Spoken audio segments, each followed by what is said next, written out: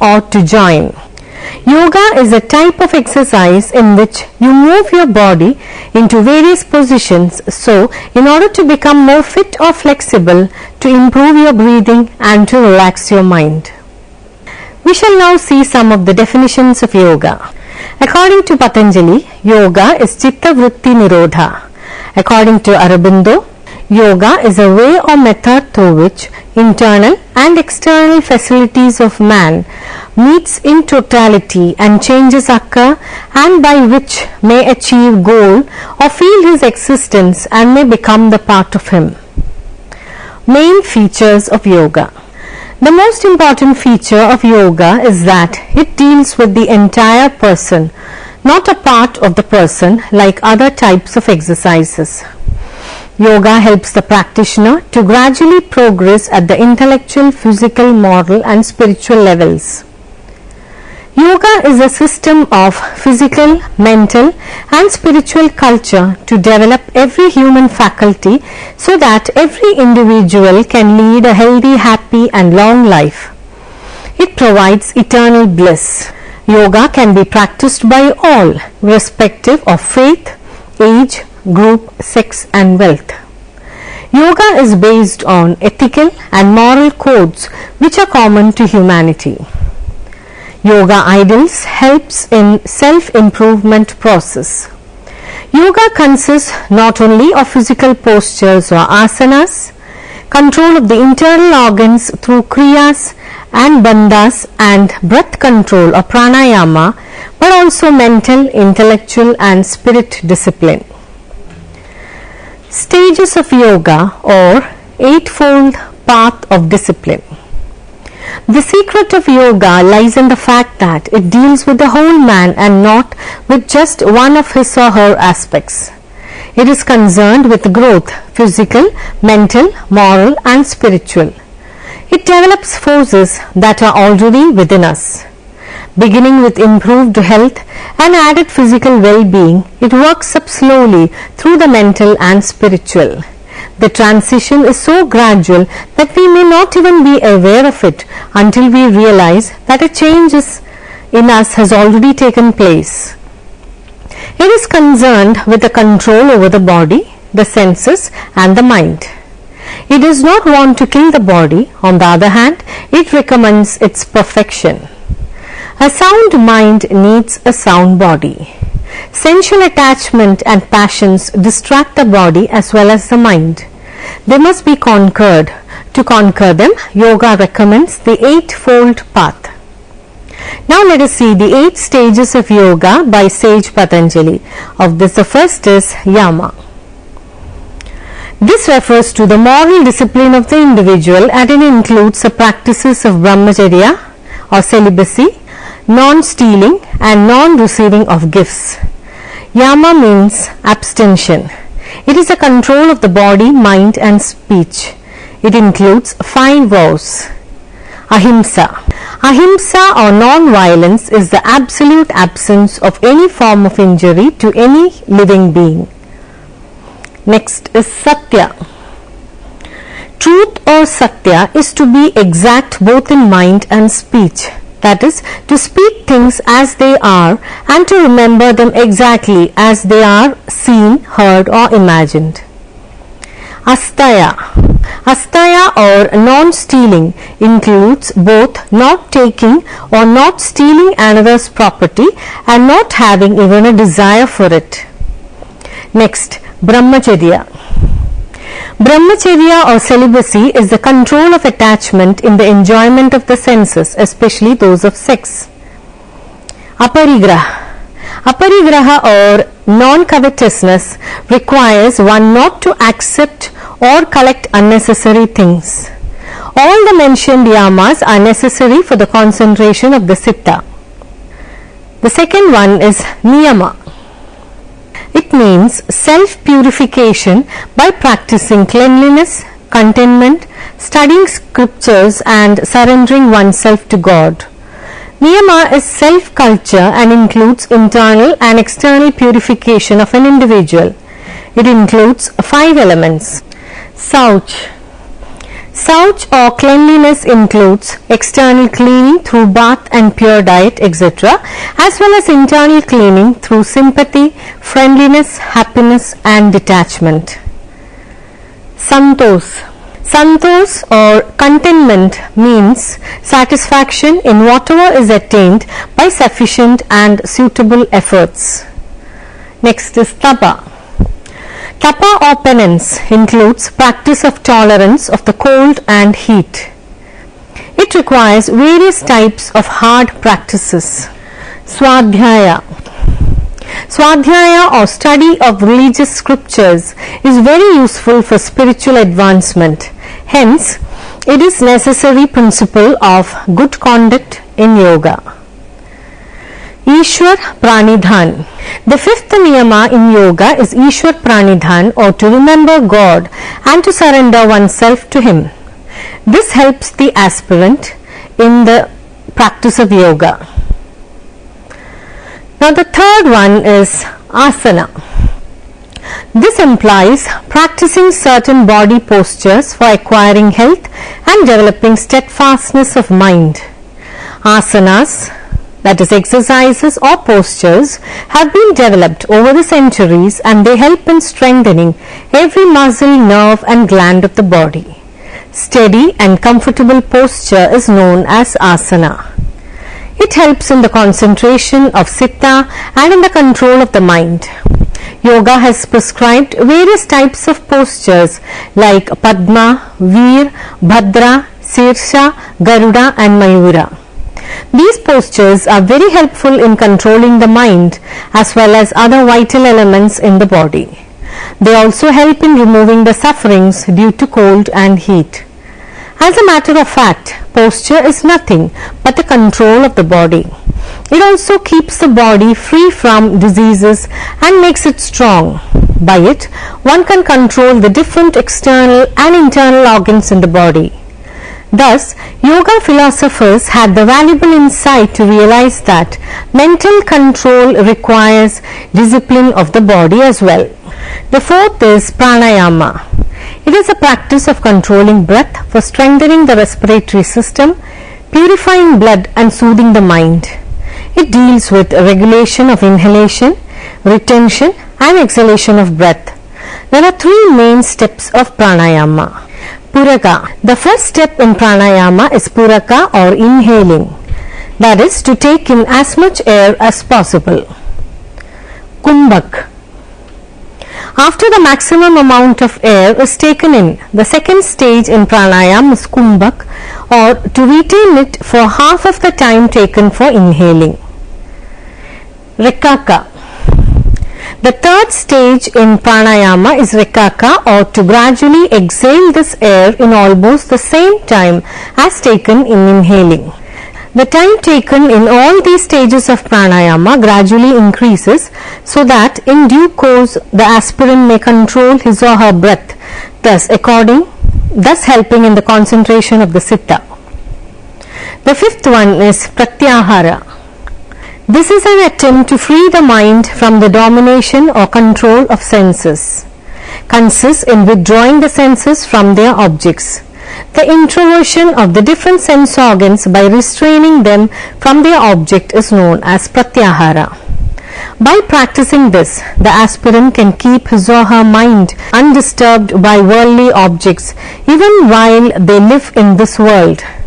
The practice of pratyahara requires very strong determination and repression of the senses. The 5 stages of yoga that were discussed are known as external means. The remaining 3 stages are known as internal means. The first 5 are merely preparatory to the next 3, which are directly concerned with yoga. The 6th one, dharana. This is concentration on a single object or point. Dharana refers to fixing the mind on the object of meditation, like the top of the nose or the midpoint of the eyebrows or the lotus of the heart or the image of the deity. This is the beginning stage of samadhi. The next 7th one is dhyana. It refers to the concentration on the all-pervading divinity through practice. When the knowledge of an object of concentration is continued in a process, it is known as dhyana. This requires clear knowledge of the object. In dhyana, in the beginning, the aspirant knows only the different parts or forms of the object and only gradually realizes the whole of it. Thus, by dhyana, the aspirant has the real knowledge of the object along with discipline of citta through meditation. The eighth one is samadhi. This is the last stage of yoga. In this stage, the yogi merges himself with the divine spirit, although he is alert and conscious. Samadhi means concentration. At this stage, the mind of the yogi is completely absorbed in the object of meditation. This is the culmination and the goal to which all the 7 stages discussed are only preparing steps. The stage of absolute identity, when the process of concentration and the object become one and identical, negating the differences between the subject and the object, is known as samadhi. In this stage, there is no separate cognition of the subject or the process of concentration, and the citta attains the form of the object. Thus, in this stage, the subject and the object as well as the process of concentration becomes one. Here we will have a discussion on 4 yogic paths and the history of yoga. 4 yogic paths for God realization. There are 4 paths to suit people of 4 kinds of temperament.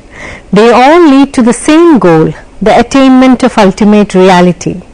Roads are different, but the destination is the same.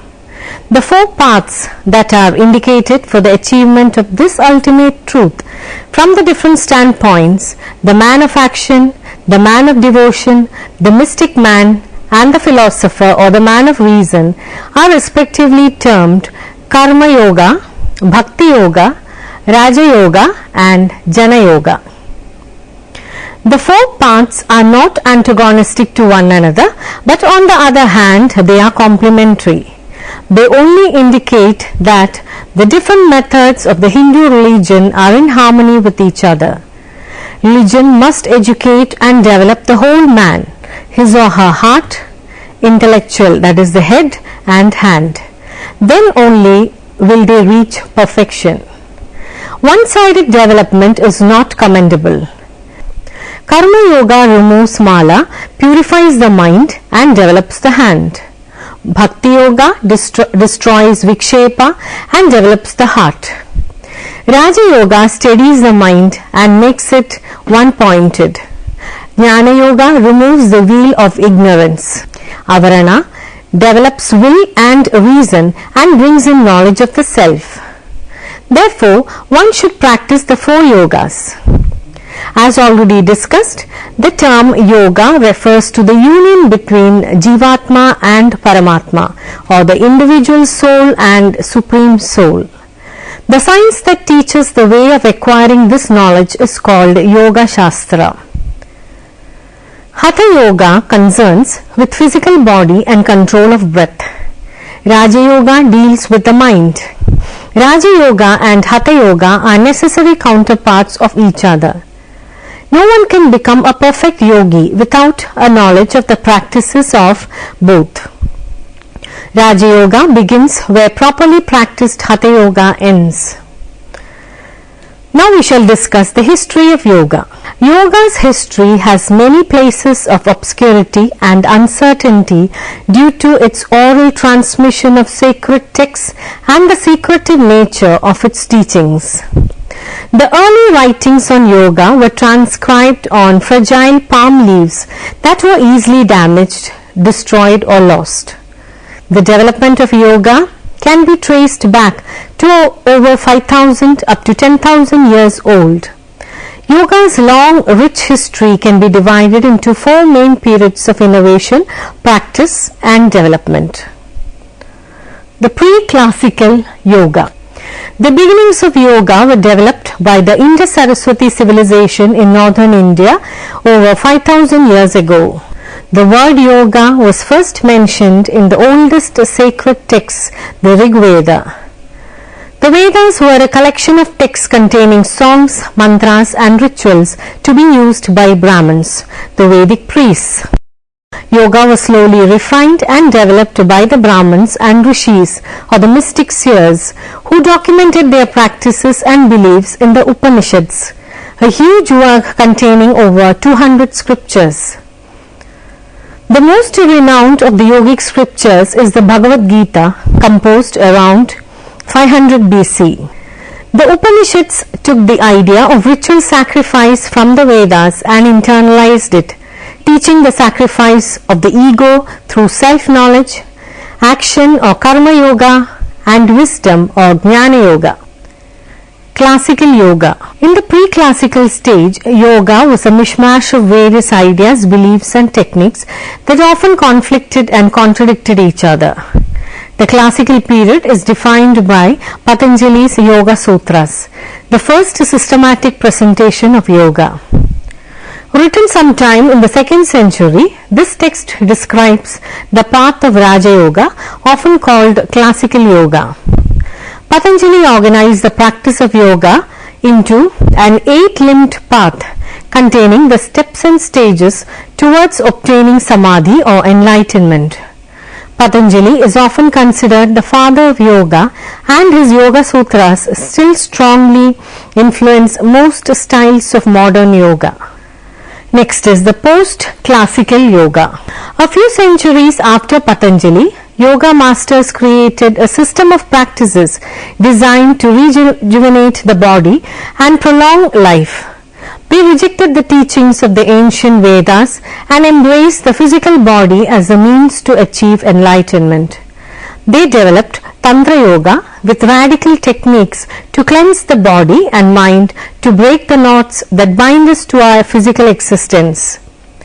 This exploration of these physical spiritual connections and body-centered practices led to the creation of what we primarily think of yoga in the West, Hatha Yoga. The modern period.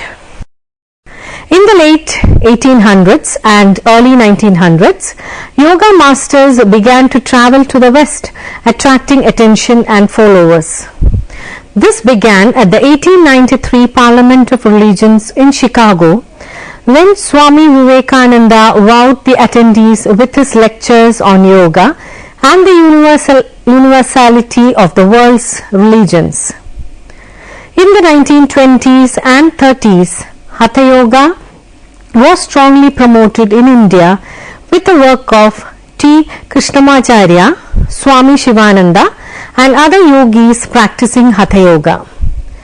Krishnamacharya opened the first Hatha Yoga school in Mysore in 1924, and in 1936 Shivananda founded the Divine Life Society on the banks of the holy Ganges River. Krishnamacharya produced 3 students that would continue his legacy and increase the popularity of Hatha Yoga: B.K.S. Iyengar, T.K.V. Desikachar and Pathabi Joyce. Shivananda was a prolific author, writing over 200 books on yoga, and established 9 ashrams and numerous yoga centers located around the world. The importation of yoga to the West still continued at a trickle until Indira Devi opened her yoga studio in Hollywood in 1947. Since then, many more Western and Indian teachers have become pioneers, popularizing Hatha Yoga and gaining millions of followers. Hatha Yoga now has many different schools or styles, all emphasizing the many different aspects of the practice. Types of yoga. Over the long history of yoga, different schools have emerged, and there are numerous examples of subdivisions and synthesis. It is common to speak of each form of yoga as a path to enlightenment. Thus, yoga may include love and devotion as in Bhakti Yoga, selfless work as in Karma Yoga, wisdom of existence as in Jnana Yoga, or an 8-limbed system of disciplines emphasizing meditation as in Raja Yoga. These practices occupy a continuum from the religious to the scientific. They need not be mutually exclusive. A person who follows the path of selfless work might also cultivate some knowledge and devotion. Some people, particularly in Western culture, pursue yoga as exercise divorced from spiritual practice. Other types of yoga include mantra yoga, kundalini yoga, Iyengar yoga, kriya yoga, integral yoga, nitya yoga, maha yoga, purna yoga, anahata yoga, tantra yoga, Tibetan yoga, etc.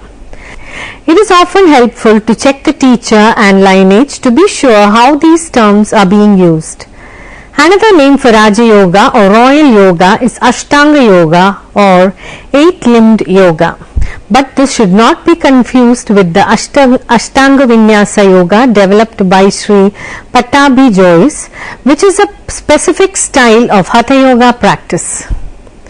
Yoga isn't necessarily a one-size-fits-all practice either. Different types of yoga might be best for different people. A 20-year-old and a 70-year-old probably don't need the same things. Someone who is hypermobile and flexible doesn't need the same thing as someone who is muscular and stiff. The 9 types of yoga. First is Hatha Yoga. It's all about the basics in these slower moving classes that require you to hold each pose for a few breaths. In many studios, Hatha classes are considered a gentler form of yoga. However, the Sanskrit term Hatha actually refers to any yoga that teaches physical postures. It's a practice of the body, a physical practice that balances these two energies. So, in reality, it is all Hatha Yoga. Best for beginners. Because of its slower pace, Hatha is a great class if you are just starting your yoga practice. The second is Vinyasa Yoga. Get your flow on in this dynamic practice that links movement and breath together in a dance-like way. In most classes, you won't linger long in each pose and the pace can be quick, so be prepared for your heart rate to rise. Teachers will often pump music, matching the beats to the sequences of the poses. It is best for HIIT or high intensity interval training lovers. Intense exercisers might enjoy Vinyasa because of its faster pace. Runners and endurance athletes are also drawn to Vinyasa class because of the continuous movement. The third one is Ashtanga Yoga. If you are looking for a challenging yet orderly approach to yoga, try Ashtanga. It consisting of 6 series of specifically sequenced yoga poses. You will flow and breathe through each pose to build internal heat. The catch is that you will perform the same poses in the exact same order in each class.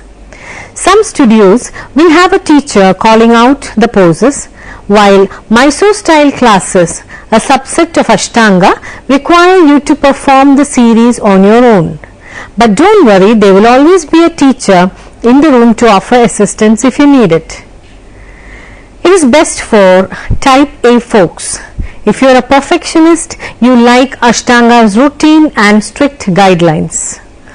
The fourth one is Kundalini Yoga. Yet, this physically and mentally challenging practice looks very different from your typical yoga class. You will perform kriyas, repetitive physical exercises coupled with intense breath work while also chanting, singing and meditating. The goal? To break through your internal barriers, releasing the untapped energy residing within you and bringing you a higher level of self-awareness. It is best for people looking for a spiritual practice.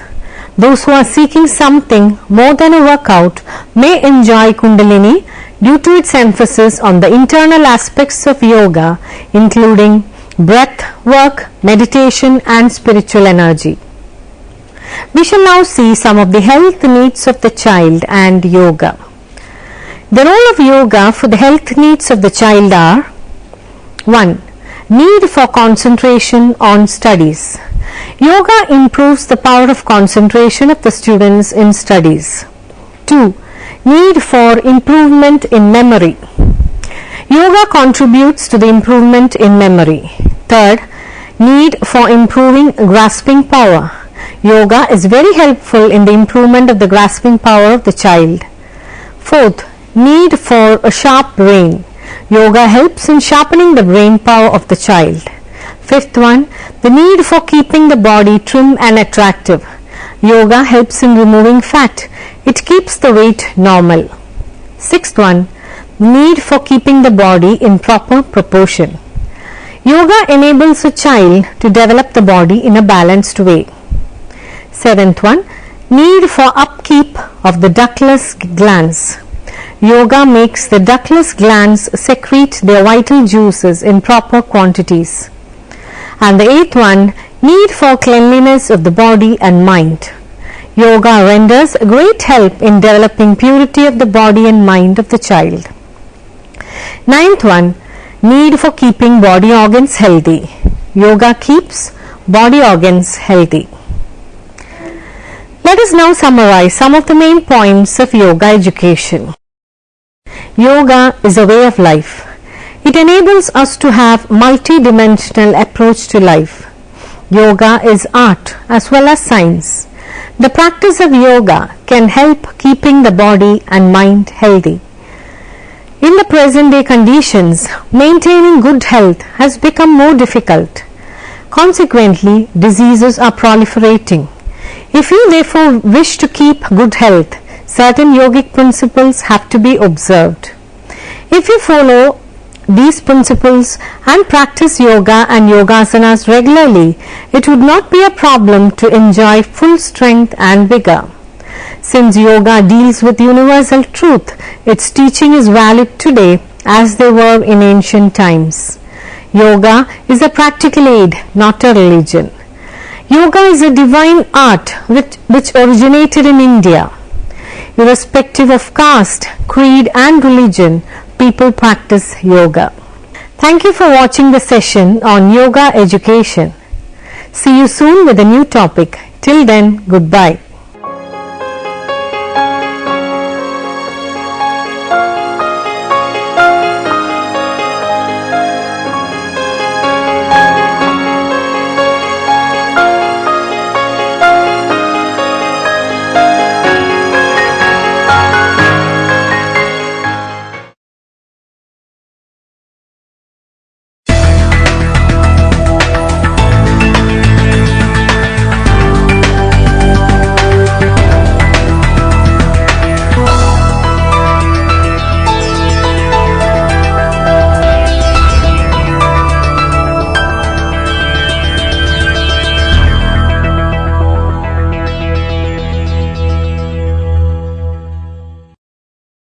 Today, let us deal with electronic resources. First of all, let us see what is meant by e-resources or electronic resources. Electronic resources are resources that can be accessed with a computer or any handheld device.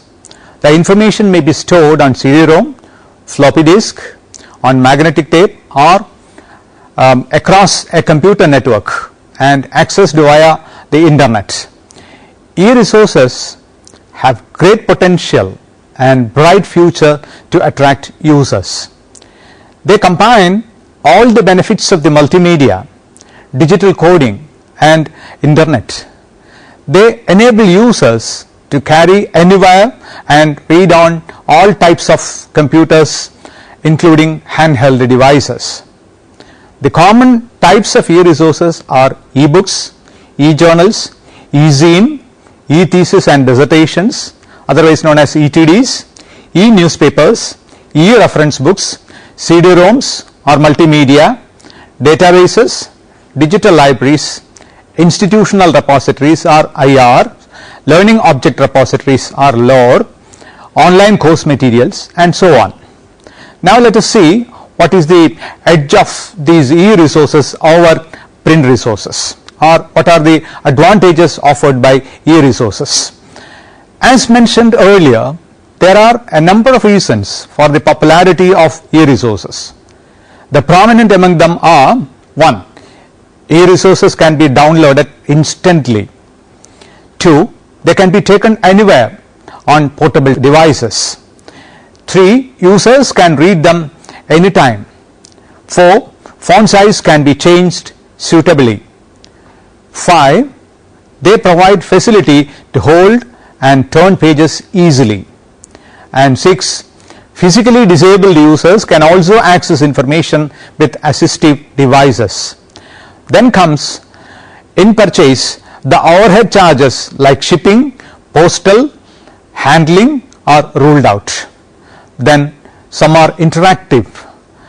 They can have background music and animations also. Then they do not require bindery and repair as in the case of physical materials. They do not need shelving and rectification. Then users cannot misplace e-books as in the case of physical books. Now let us examine them one by one. E-books first. E-books or electronic books are electronic versions of books delivered to readers in digital formats. They are read on all types of computers, including handheld devices. Electronic versions can be viewed online via any PC connected to the internet.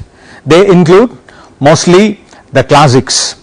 Some public domain ebook resources are: 1. Bartleby.com, booksonline.com, Classic Bookshelf, Computer Books, Emmrc, then eServer, Fiction Collection, Free Books for Doctors, Project Gutenberg, Free Books, etc. Project Gutenberg is perhaps the oldest e-book library to start with. Then comes e-journals. These are journals published in electronic format, often available on the internet. Online journals are basically the online versions of the print journals. CD-ROM journals, on the other hand, are full text journals published and distributed on CD-ROM media periodically.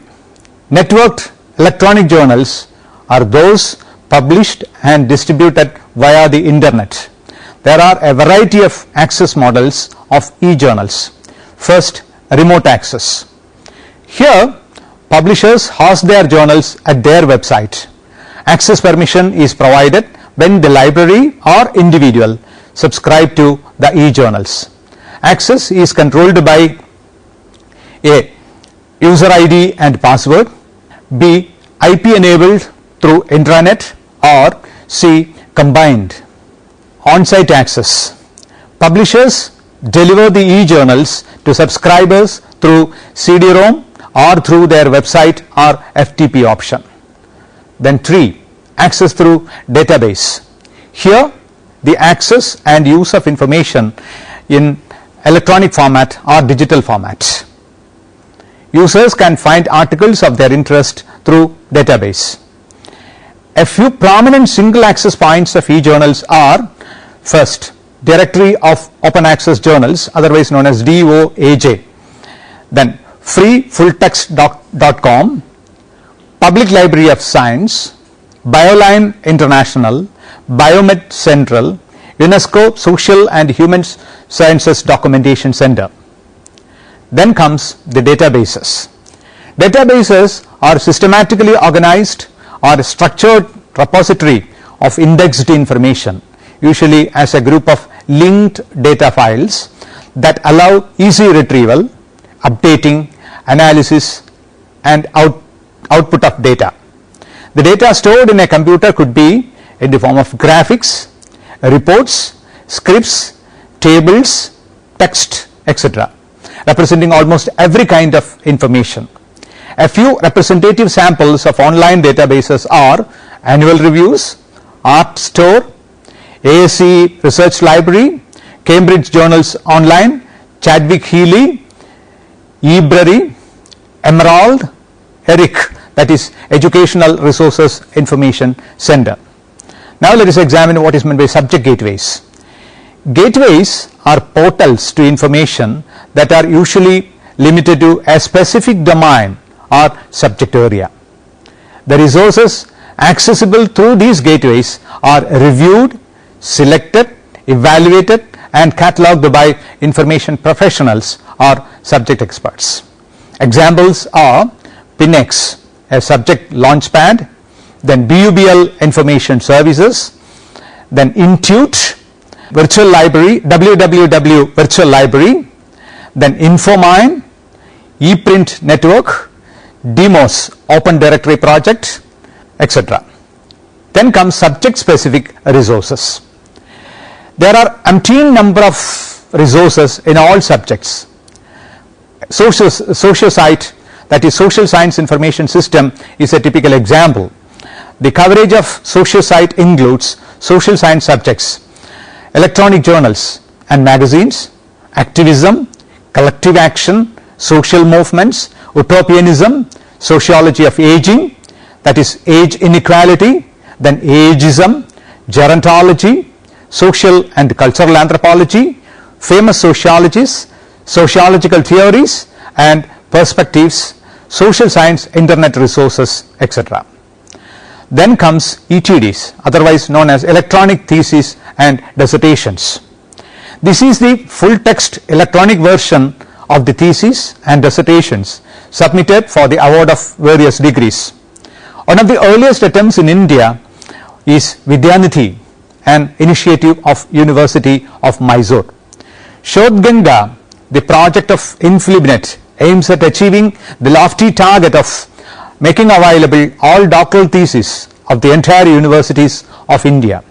The e-theses of MG University and the ETDs of hundreds of Indian universities are vociferous examples of the attempts made by Indian universities. Then comes the open courseware. The term open courseware was coined by Massachusetts Institute of Technology, the abbreviation of which is MIT, with the launch of its initiative of the same name in 2002. The OCW consortium defines open courseware as a free and open digital publication of high quality college and university level educational materials which are organized as courses.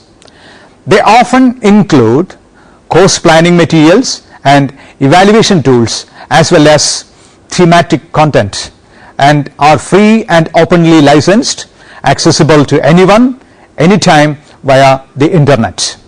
Typical examples of open courseware are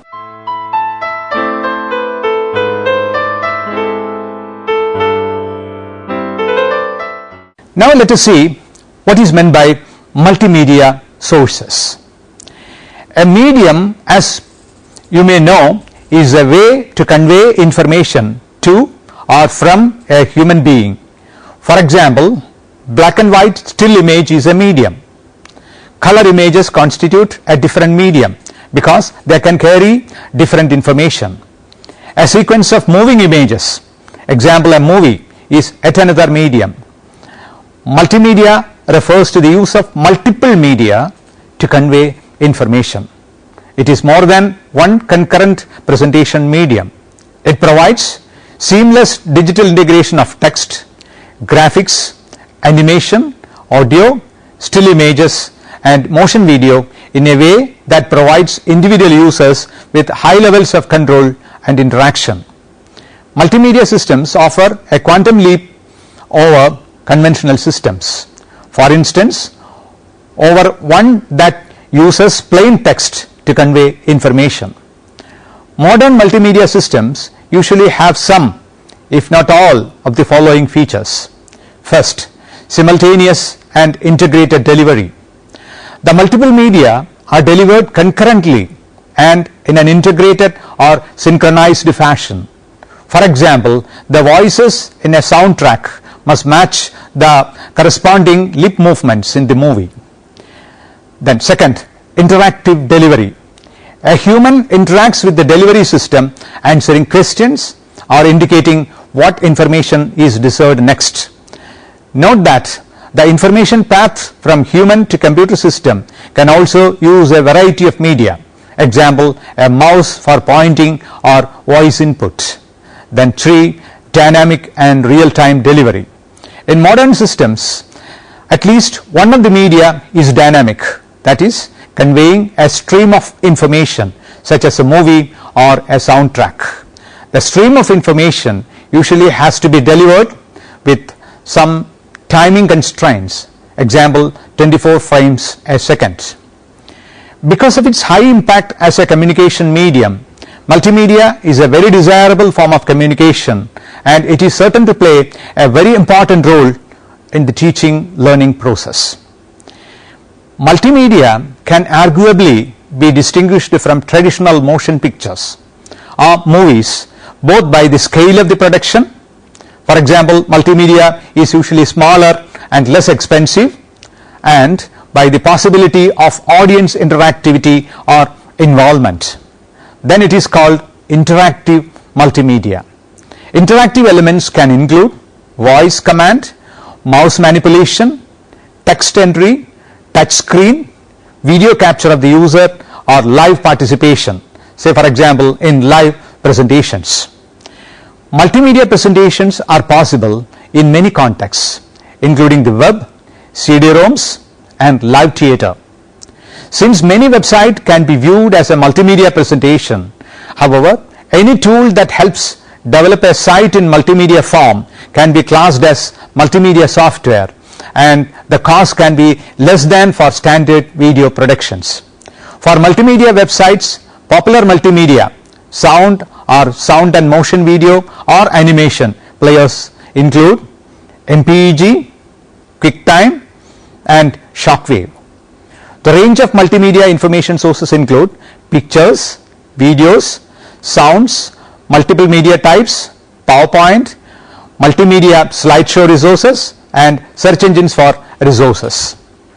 Almost all ready reference sources like dictionaries, encyclopedias, yearbooks, directories, geographical sources, biographical sources, statistical sources, current reference sources are available in the multimedia format. This may be in the form of books, primary journals, government documents, bibliographies, so on and so forth. A detailed categorization of multimedia sources can be seen in indexed multimedia information sources, which can be accessed from http://www.cs/projects/mzml/mmethods.html. Serves indexed multimedia information sources serves as a gateway to the world of multimedia information sources. A select list of multimedia resources is given here. Say for example, archive, images of life on earth, BBC archives, BBC/OU creative archive, then BFI screen online, then B-links, British University's newsreel database, otherwise known as BUND, then broadcast material for teaching, then Cartoon Hub, Creative Commons search, ethnographic video online, then Fathom, Flickr Creative Commons, freephoto.com, Google Images, Image After, Imperial War Museum Collection, Internet Archive, interviews with anthropologists, JSC Media Hub, then LSE Archive images on Flickr, National Archives, Public Information Films, OpenStreetMap, then Pics for Learning, Researcher's Guide to Television, Radio and related documentation collections in the UK, then TED stands for Technology, Entertainment, Design, WATS, the online resource for visual arts, then VLC, then Wikimedia Commons, Expert Attribution Tool. These are some of the examples.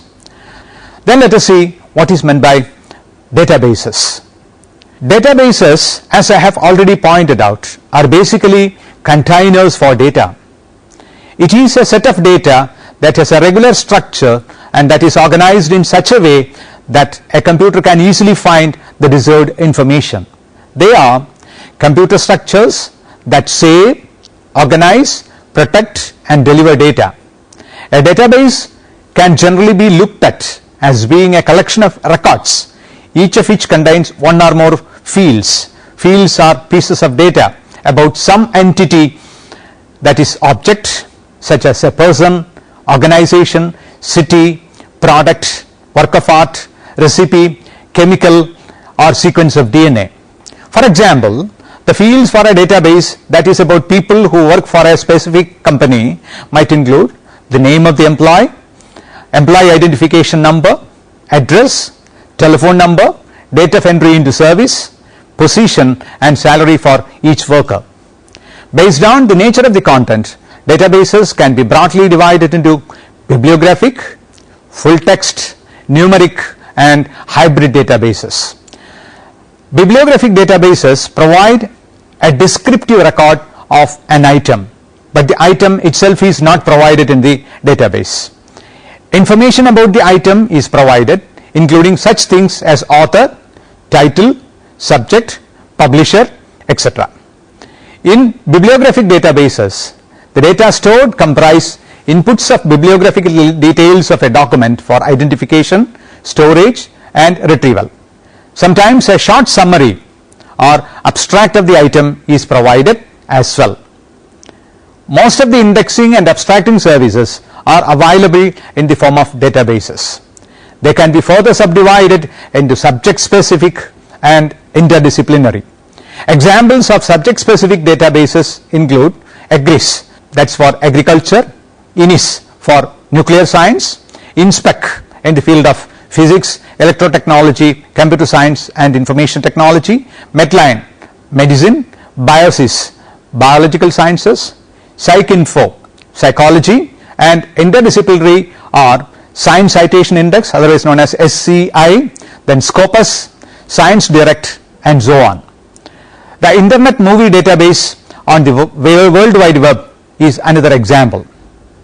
A full text database provides the full text of a publication, that is in contradiction to bibliographic databases.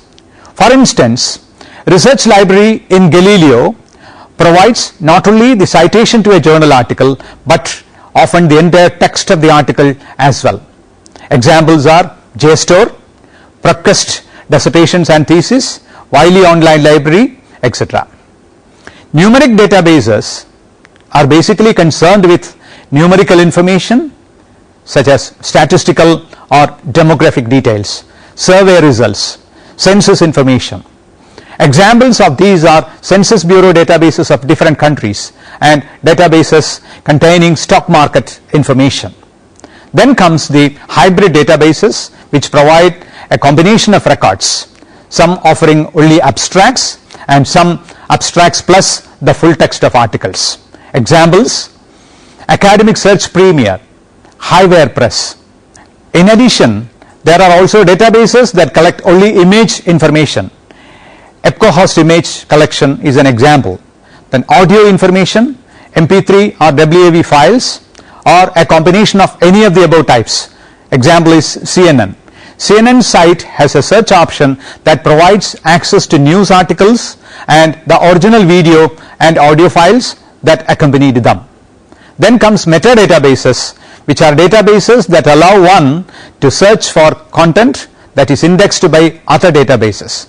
Gold is an example of this kind of database. If one finds a citation for an article in one of the bibliographical databases and want to determine if the article is available in full text in another database, you could do a search for the journal in Galileo in journals A to Z to get a list of all the databases that index that specific publication. Now let us examine what are the various database models. Several basic types of database models have been developed, including flat, hierarchical, network and relational. Such models describe not only the structure of the conforming databases but also the operations that can be performed on them. Typically, a database has a schema which is a description of the model, including the types of entities that are in it and the relationships among them. Flat databases are the simplest type. They were long the dominant type, and they can still be useful, particularly for very small scale and simple applications. An example is a single table on paper or in a computer file that contains a list of companies with information about each, such as name, address, product category, contact name, etc. A flat database can also exist in the form of a set of index cards, each containing the information for one of the entities. The development and subsequent rapid advancement of electronic computers in the second half of the 20th century led to the development of database models that are far more efficient for dealing with large volumes of information than flat databases. The most notable one is the relational model, which was proposed by E.F. Code in 1970. A relational database is a way of organizing data such that it appears to the user to be stored in a series of interrelated tables. This model became the dominant type for high performance applications because of their efficiency, ease of use, and ability to perform a variety of useful tasks that had not been originally envisioned. Object-oriented databases became a new focus of research during the 1990s, in part because of the great success that the object-oriented concept was having in programming languages, example C++ and Java. Such databases have had some success in fields in which it is necessary to accommodate bulky and more complex data than relational systems can easily cope with, such as multimedia and engineering data, and some object-oriented concepts were thus integrated into leading commercial relational database products. Subsequently, during the past years, considerable attention has been devoted to XML, which stands for Extensible Markup Language databases, because of their ability to eliminate the traditional division between documents and data by breaking down the former, that is documents, into more atomistic machine searchable units. Hypermedia can be considered to be a type of network database. Hypermedia is a computer-based information retrieval system which enables a user to gain or provide access to text, images, and sound via hyperlinks. Most hypermedia consists of hypertext, and the largest example by far is of course the web. Prominent examples of databases used in education and research are ABI Inform, that is in the field of business, Academic Search, that is multidisciplinary, Engineering Village, that is engineering, geoscience and physics, Google Scholar in multidisciplinary area, then JSTOR, which is again multidisciplinary, LexisNexis Academic in the field of news, ProQuest Research Library, that is multidisciplinary, PsycInfo in the field of psychology, PubMed, that is in the field of medicine, Web of Science, which again is multidisciplinary. Before we move to the next session, please try to answer the following questions. What are the different categories of e-resources? What are the advantages of e-resources over print resources?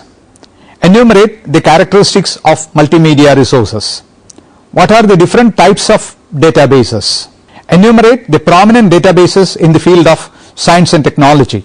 Reference Information Services, an introduction by K. Castle and Uma Hiremath, Facet Publishing. Introduction to reference work by William A. Katz, McGraw-Hill. Principles of Multimedia by Ranjan Parekh, publisher is Tata McGraw-Hill.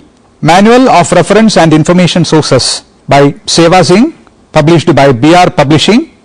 Then A Student Guide to Research in the Digital Age, How to Locate and Evaluate Information Sources, Leslie F. Stebbins, publisher Libraries Unlimited. Information Systems Today, Managing the Digital World, Valley Sikh, publisher is Prentice Hall of India.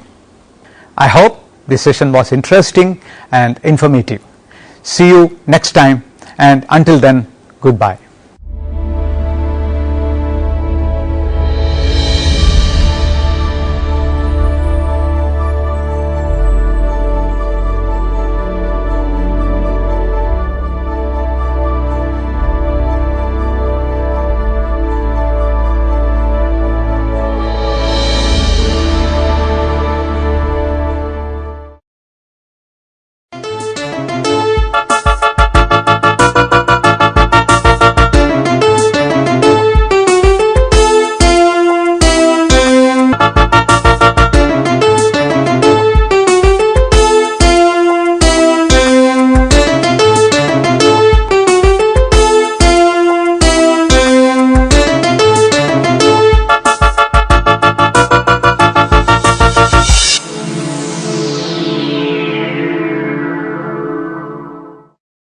Welcome to Interface. Today we have Professor Rudrajyoti Pallit from Tata Institute of Fundamental Research, Mumbai with us.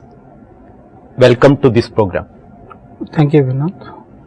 Pallit is one of the active collaborator of the FAIR project in India, and can you tell us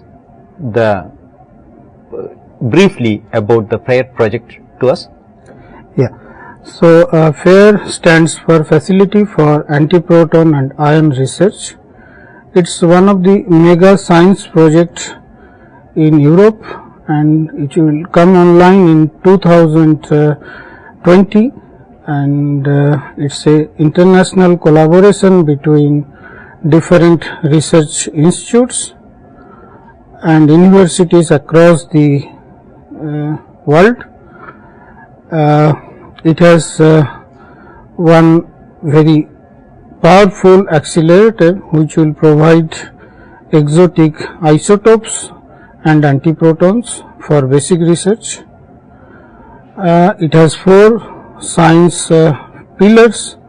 One is nuclear structure and reactions for astrophysics experiments. This is called New Star experiment. The other one is compressed baryonic matter research. The third one is PANDA experiments, which is for proton and antiproton research. The fourth one is APPA experiment. It is an experiment to study atomic physics of relativistic atoms and applied physics.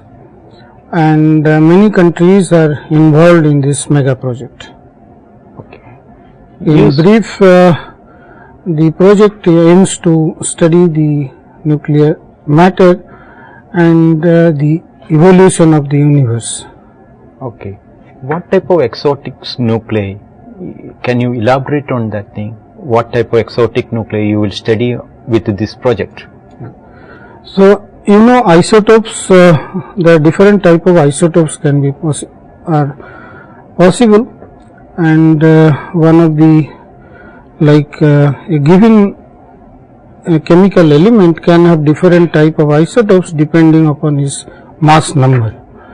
Suppose you look for the carbon, which has a major part in a human body, can come in the form of 12 carbon or 14 carbon. 12 carbon has 6 protons and 6 neutrons, while 14 carbon has 6 protons and 8 neutrons. The chemical properties of 12 carbon and 14 carbon are similar, however their physical properties of 14 are different. Namely, 14 carbon is radioactive and 12 carbon is stable. You know, the 14 carbon is used for dating purposes, and which is used to find out the lifetime of organic material, and 12 carbon is stable. Interestingly, the facility like FAIR can produce heavier carbon isotopes, say 22 carbon or so, where you have 6 protons and you have 16 neutrons. So, it has 10 additional neutrons than the stable isotope, which is 12 carbon. And study of these isotopes are interesting from basic science point of view. Why these isotopes are interesting for the mankind? What you produce in this pair, these isotopes you talked about, how they are important for the mankind. So, the FAIR facility is a very ambitious project to produce wide variety of isotopes from lighter to heavier elements. Understanding these isotopes is an intellectual challenge, and measurement of the different properties of these exotic isotopes will provide us new insight about the nuclear forces. Some of the isotopes they will play a crucial role in understanding the puzzle of production of elements, chemical elements in the universe. Because these isotopes are expected are believed to be produced in stars during certain astrophysical processes, and their decay properties are essential to know about the elemental abundances.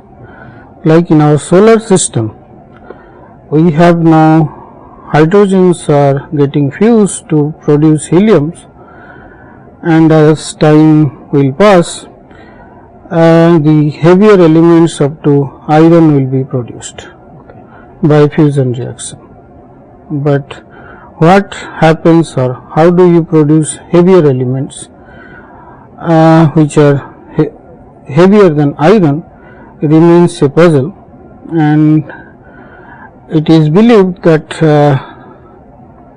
the heavier elements are produced during supernova explosion, which is followed by death of massive stars.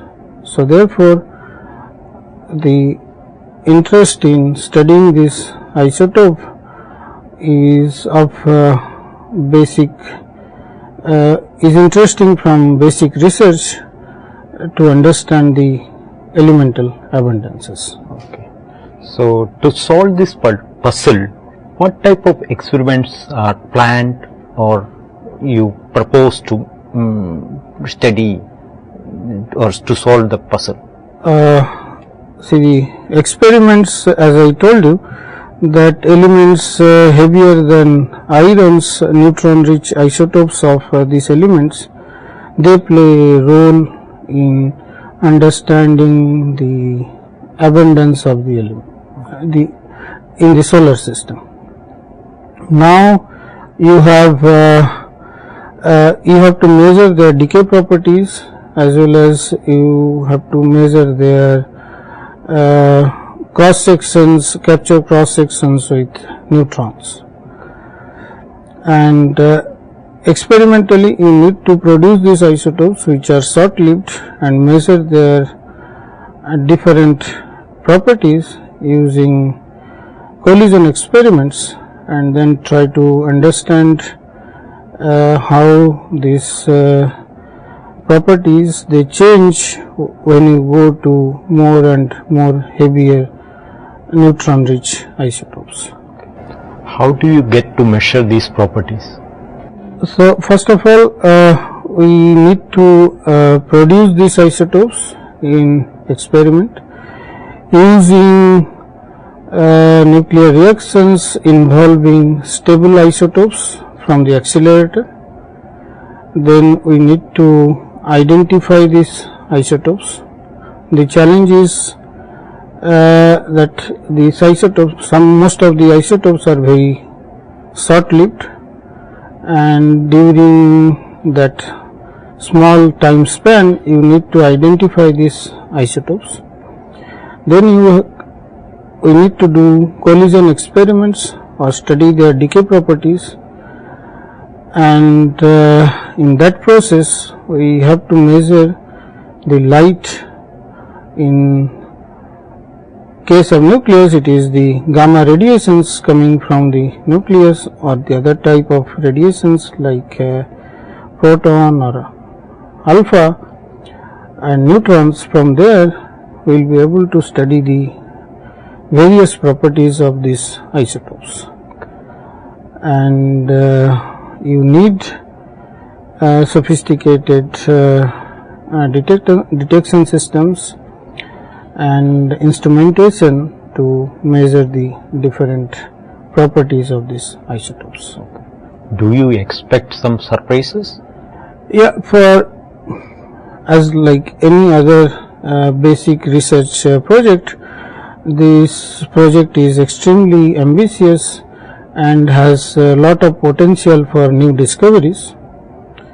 One of the aspect of the nuclear system is that it is a very complex quantum system, and understanding in detail its structure and the dynamics, what happens inside the nucleus, remains a challenge. The existing effective nuclear forces are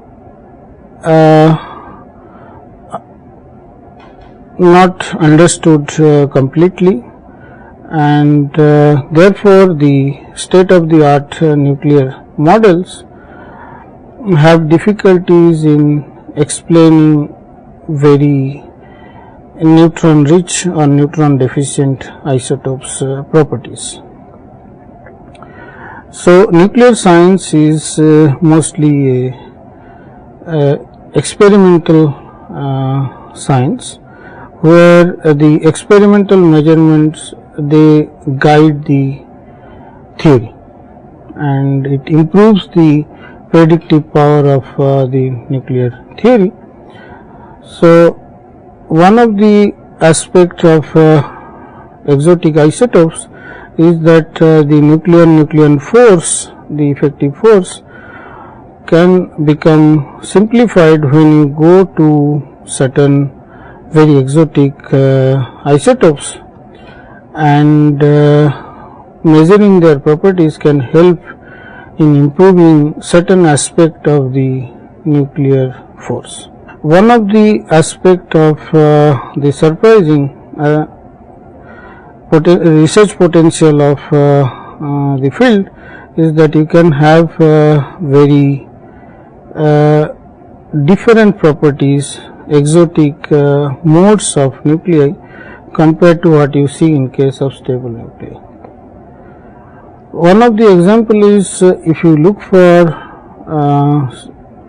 an isotope which is stable, say lithium, which is 6 and 7, and then if you keep on adding neutrons to 7 lithium, then you can produce 8 lithium and the heavier lithiums isotopes. And what has been observed, that in case of 11 lithium, which is 4 neutrons more than the stable isotope of 7 lithium, has a size which is that of 208 lead. So this type of interesting aspect, that suddenly the nucleus can have a very diffuse matter distribution, can give rise to new type of interactions, and you can study the nuclear forces in a medium where the density is much smaller, and that can give rise to sometimes a clustering of nuclei, clustering of nucleons, and it can also give rise to a new form of residual interactions, and that can have a different impact on the other properties of nucleus. We can also study the properties of equation of state of nuclear matter at low density. Then another aspect of low energy nuclear physics with the type of facilities like FAIR will be the study of the magic numbers. We know that nuclei with certain number of neutrons and protons are more bound because of the magic numbers, which is predicted by the cell model. And now what has been observed, that if you see do the measurements for neutron rich isotopes, you find out that these magic numbers change, and though the cell model has been used to explain the properties of nuclei, and it has lot of success stories. Now we are seeing that this aspect, the major aspect of the cell model, which is the magic number, that is also changing when you go for neutron rich nuclei or nuclei away from line of stability. And this type of things will change our basic understanding of nuclear physics. The another aspect which is of interest is to find out the limits of stability of nuclei. Right now we know the limits for isotopes up to oxygen, mainly the neutron tripline and the proton tripline. However, the heavier isotopes, the driplines are not understood and we don't know, and facilities like FAIR can give us idea about the driplines, neutron dripline and proton dripline up to Z equal to 25. So first I should also explain that what is dripline. For neutron dripline is for a given isotope is a limit at which the neutron separation energy becomes 0, and you can have for a given number of proton, you cannot keep on adding the number of neutrons. As you keep on adding the number of neutrons, the binding energy will reduce, and beyond a point the binding energy will become 0, and that defines the limit of stability for the neutron rich isotope. And the FAIR will be able to produce or will be able to help us identifying this dripline for isotopes up to Z equal to 25.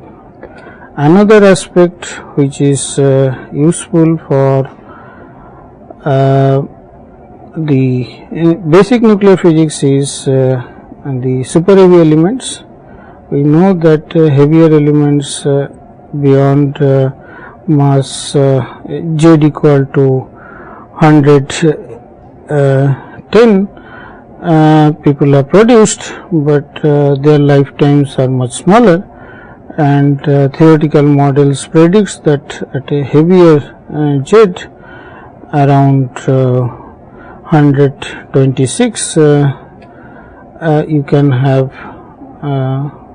elements which have more stability compared to the intermediate isotopes. So that is this type of isotopes, if one can produce, will help us understanding the stability of heavy nuclei, and all this type of research will be possible with FAIR. Yeah, can I ask about Indian contribution to this project? Yeah, so India is one of the major partner in the development of this FAIR facility, and India groups have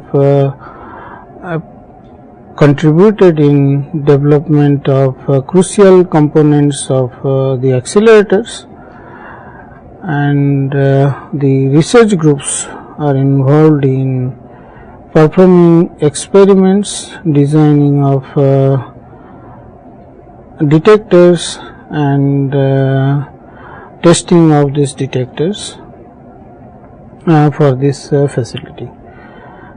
There are mainly in 2 experiments where India is heavily involved. One is New Star experiment, the other one is CBM experiment. There are also interest in APPA and PANDA experiments from different groups. Within India, more than 20 institutes and universities are involved in the New Star experiment in studying the properties of exotic isotopes, and the compressed baryonic experiment where people will like to measure the properties at high density, and there around again 20 universities and institutes are involved, and they are developing certain detector systems for the CBM experiment. What about the research group involved, and how many students are involved in India? Or can you tell me more about? So, as I told you that for New Star experiments, around 15 universities are involved, and from 15 universities around 25 faculty members and around 25 PhD students are involved in the R&D required for development of the detectors for the New Star experiments and planning and simulation of these experiments. To train the students, we recently have organized a school in Calicut University, where we are giving training to the PhD students on the different type of physics which can be performed at fair, as well as the experimental challenges which we need to tackle while doing this experiment, and different type of detectors which will be used or which we are planning to build. We are discussing all these issues in this school, and in this school there are faculties from Indian universities and institutes, and many students are also involved in the R&D projects which is going on in the Indian institutes related with the FAIR project, and some of them also visit FAIR labs to participate in the R&D aspect of the experiment. They also attend the international fair schools and also participate in experiments where the testing of the equipment for the New Star is going on. So, what are the impacts of this study for the society? Yeah, actually it's the different type of experimental techniques and the detectors which are used in New Star experiments, they can be like fine-tuned for different applications. One of the applications where the detectors can be used readily is for nuclear imaging. As you know that the detectors which are planned at New Star experiment, they can find out the position of radioactive sources within half a millimeter resolution. Okay. So, you can use this type of high resolution, high sensitive detectors for finding out the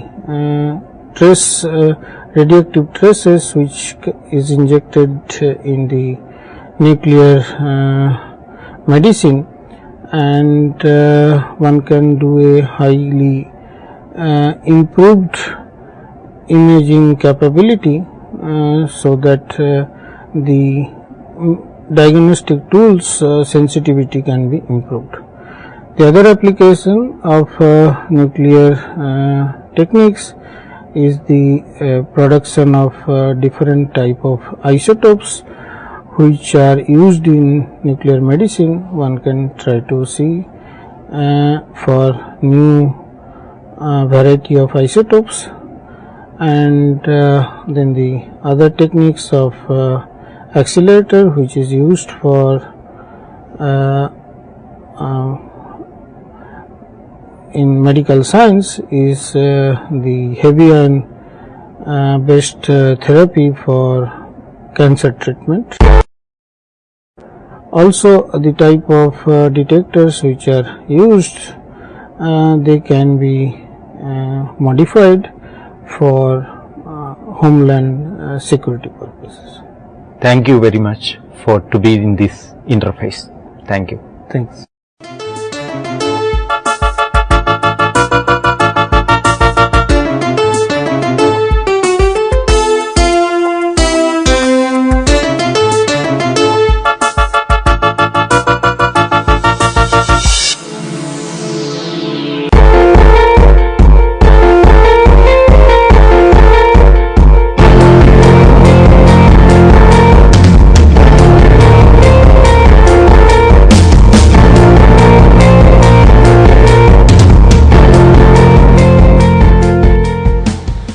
Welcome friends, in this module we discuss classification and tabulation.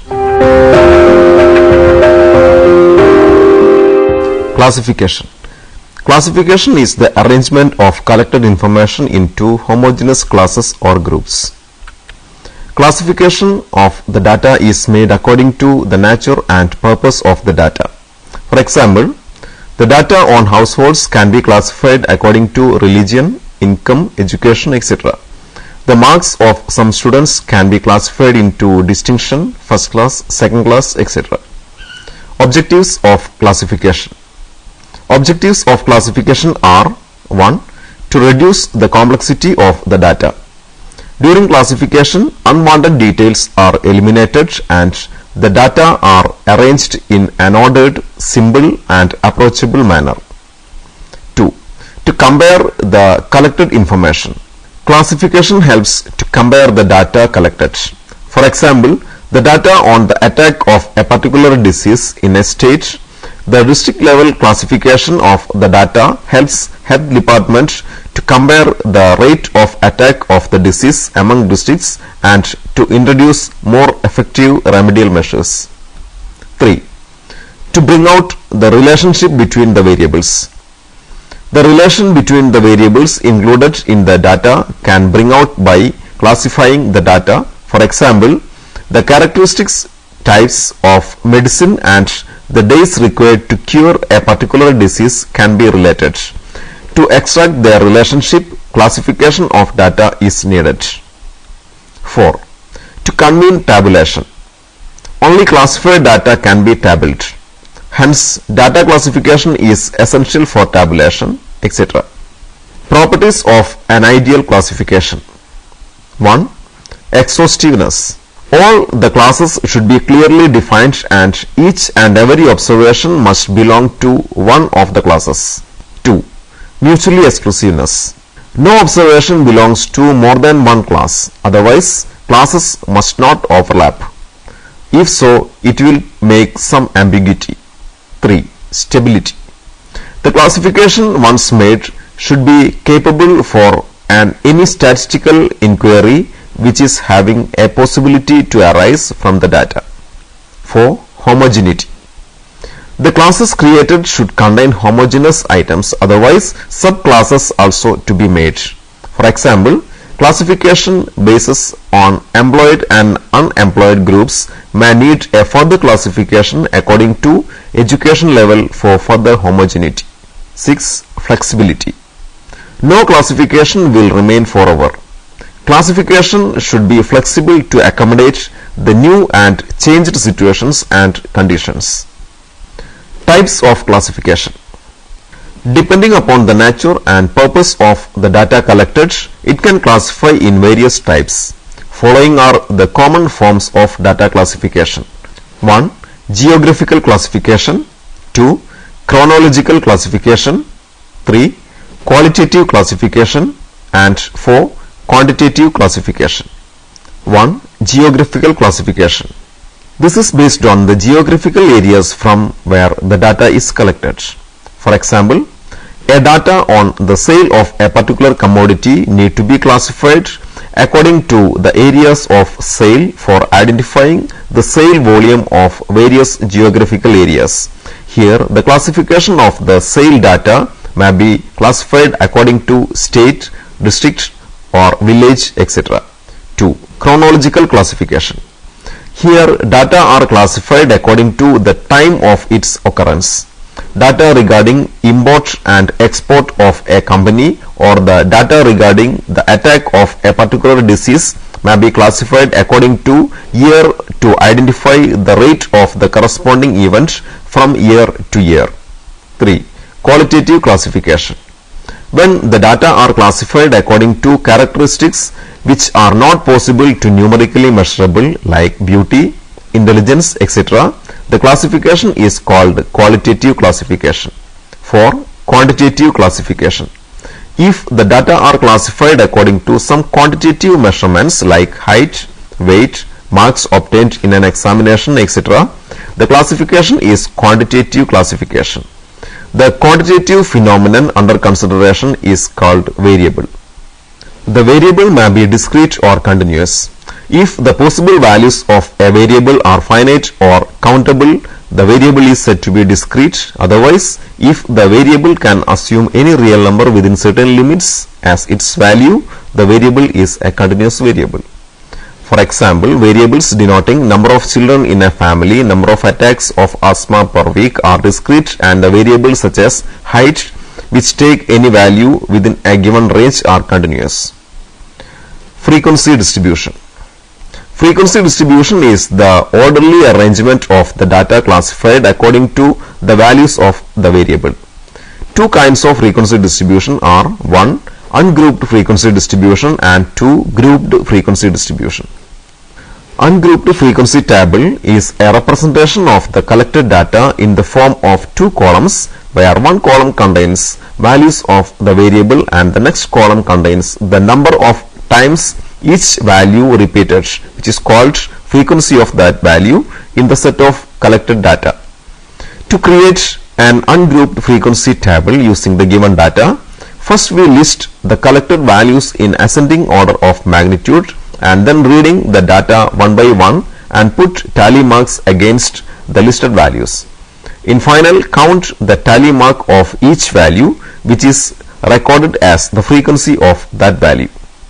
For example, consider the following data on the number of children in 20 families of a town: 0, 1, 2, 1, 0, 3, 1, 2, 3, 3, 2, 2, 1, 1, 0, 3, 2, 1, 2 and 3. An ungrouped frequency table representation of the data is as follows: number of children 0, 1, 2 and 3, and then tally marks are entered. Counting the tally marks, frequency of each values: for 0 it is 3, for 1 it is 6, for 2 it is 6, and for 3 it is 5. In common, the values of a discrete variable are represented in an ungrouped frequency table, and that of continuous variable are presented in grouped frequency table. The method is as follows. Consider the continuous variable height of 100 students. The data can be classified into different classes or groups of heights, say 100 to 110 centimeters, 110 to 120 centimeters, etc. Then the number of students with height belonging to each of the classes are counted and noted against each class, which are called frequency of that class. Various steps involved in constructing frequency distribution table are as follows. 1. Finding the least and highest value of the variable. Identify the largest and smallest observation in the given data set and their difference is called range is to be found. 2. Determine the number of classes. Normally, a frequency distribution not containing more than 20 classes and not less than 6 classes. Even though there is no hard and fast rule regarding the number of classes, M.A. Sturgis suggested a formula to find the number of classes for the data. According to his suggestion, number of classes equal to 1 plus 3.22 log n to the base 10, where n is the total frequency. 3. Deciding the class interval. Magnitude or sizes of the class interval are commonly kept uniform, and it is founded by dividing the range of the data with the suggested number of classes and round off. 4. Counting values belonging to each of the classes. Reading the data one by one and put tally mark in the class where the red observation is coming. In final, count the tally mark of each class, which is the frequency of that class. The two methods for forming class intervals are 1 exclusive method and 2 inclusive method. In exclusive method, class intervals are fixed in such a way that the upper limit of a class is same to the lower limit of the next class. For example, the classes are of the form 0 to 10, 10 to 20, 20 to 30, etc. are coming under exclusive classes. In such a classification, the observation 20 is included in the class 20 to 30 and this observation is excluded from the class 10 to 20. In inclusive method of classes, the lower limit of a class is the next value of the upper limit of the preceding class. Following are the classes coming under inclusive method: 0 to 9, 10 to 19, 20 to 29, etc. In some situations, classification is done with first class not closed at the beginning and the last class not closed at the end. For example, the classes in such classification may be as below 10, 10 to 20, 20 to 30, etc., 50 and above. This type of classification is the classification with open-ended classes. Frequency density of a class is the class frequency per unit magnitude of the class. It is obtained as class frequency divided by class width. Relative frequency of a class is the ratio of class frequency to the total frequency, and the percentage frequency is the expression of class frequency as a percentage of the total frequency, which is expressed as class frequency divided by total frequency into 100. Cumulative frequency distribution. Cumulative frequency distribution gives successively added or subtracted frequencies up to each of the classes.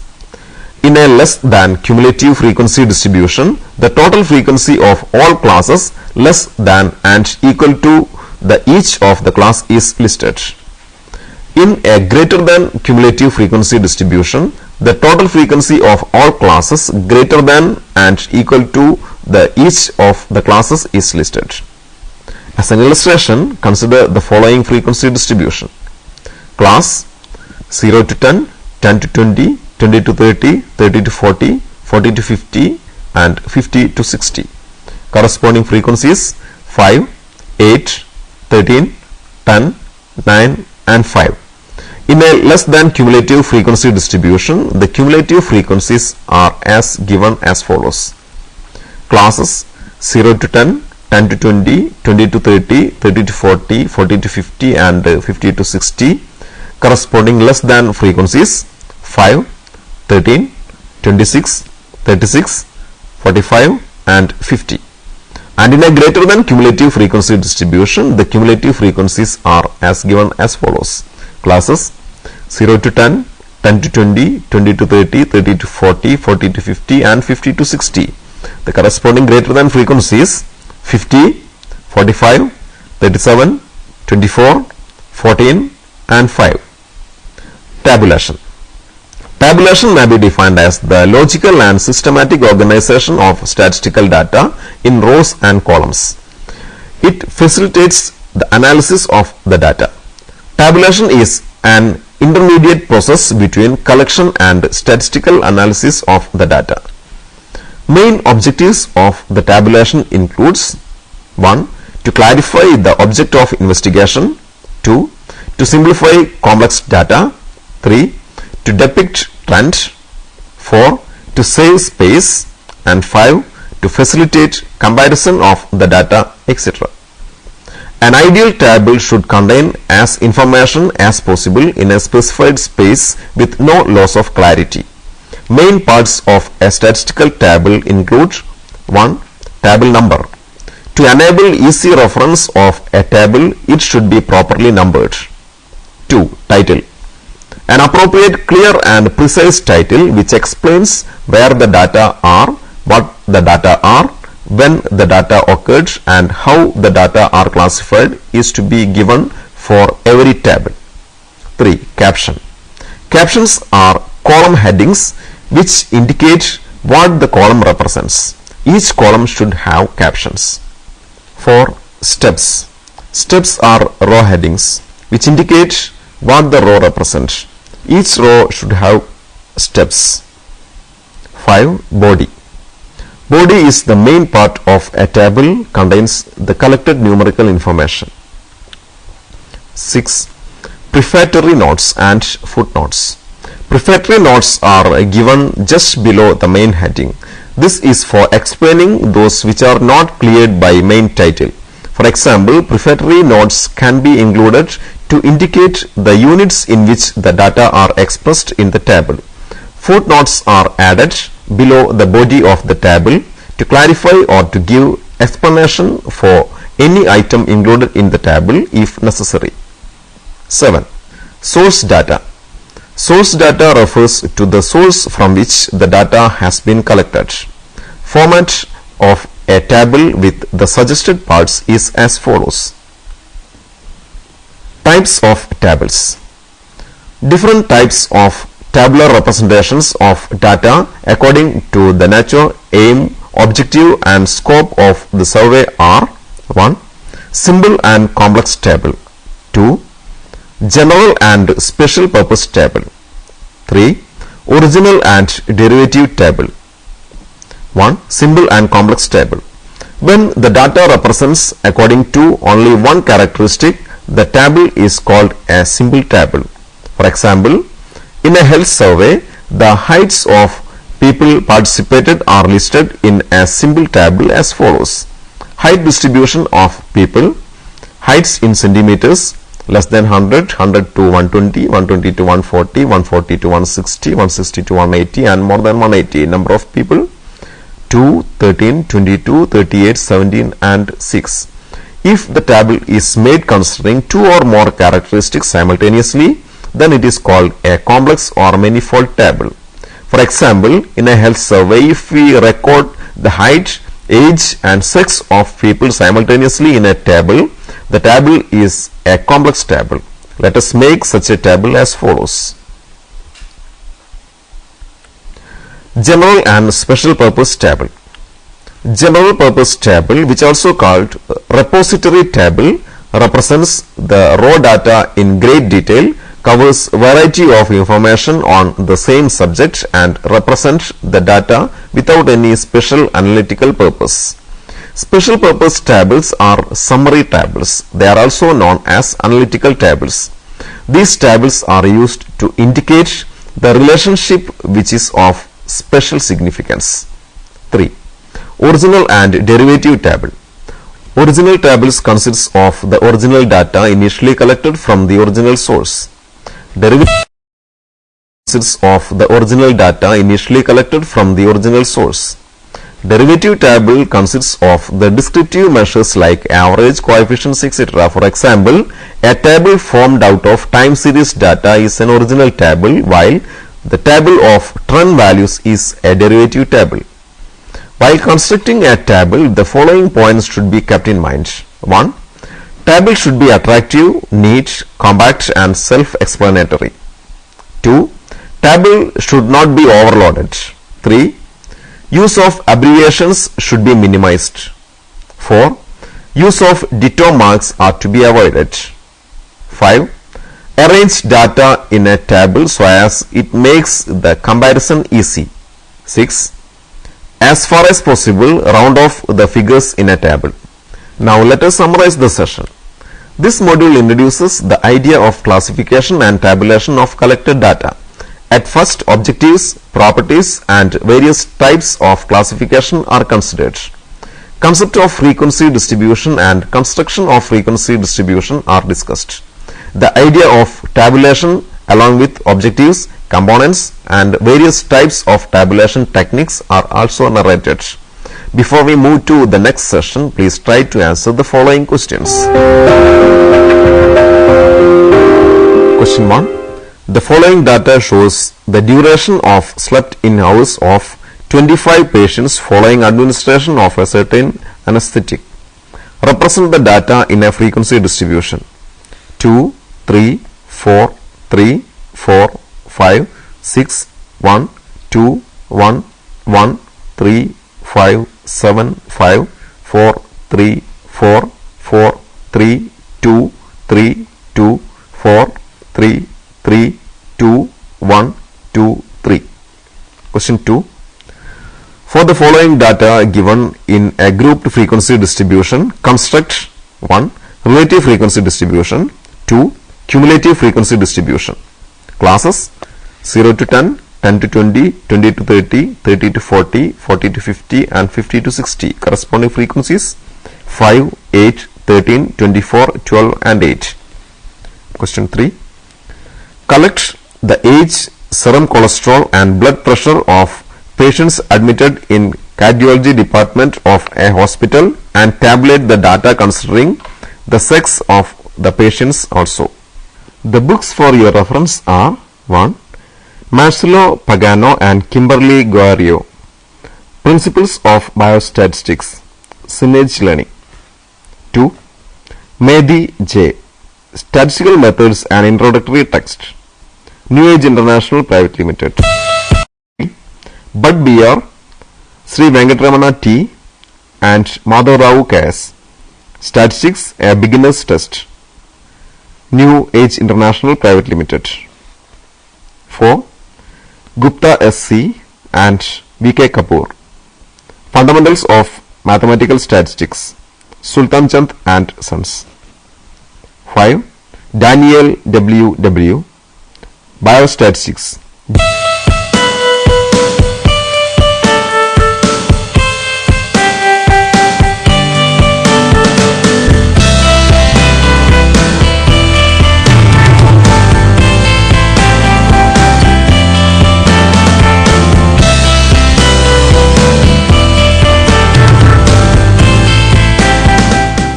Hello and welcome to the session on important theories in educational management.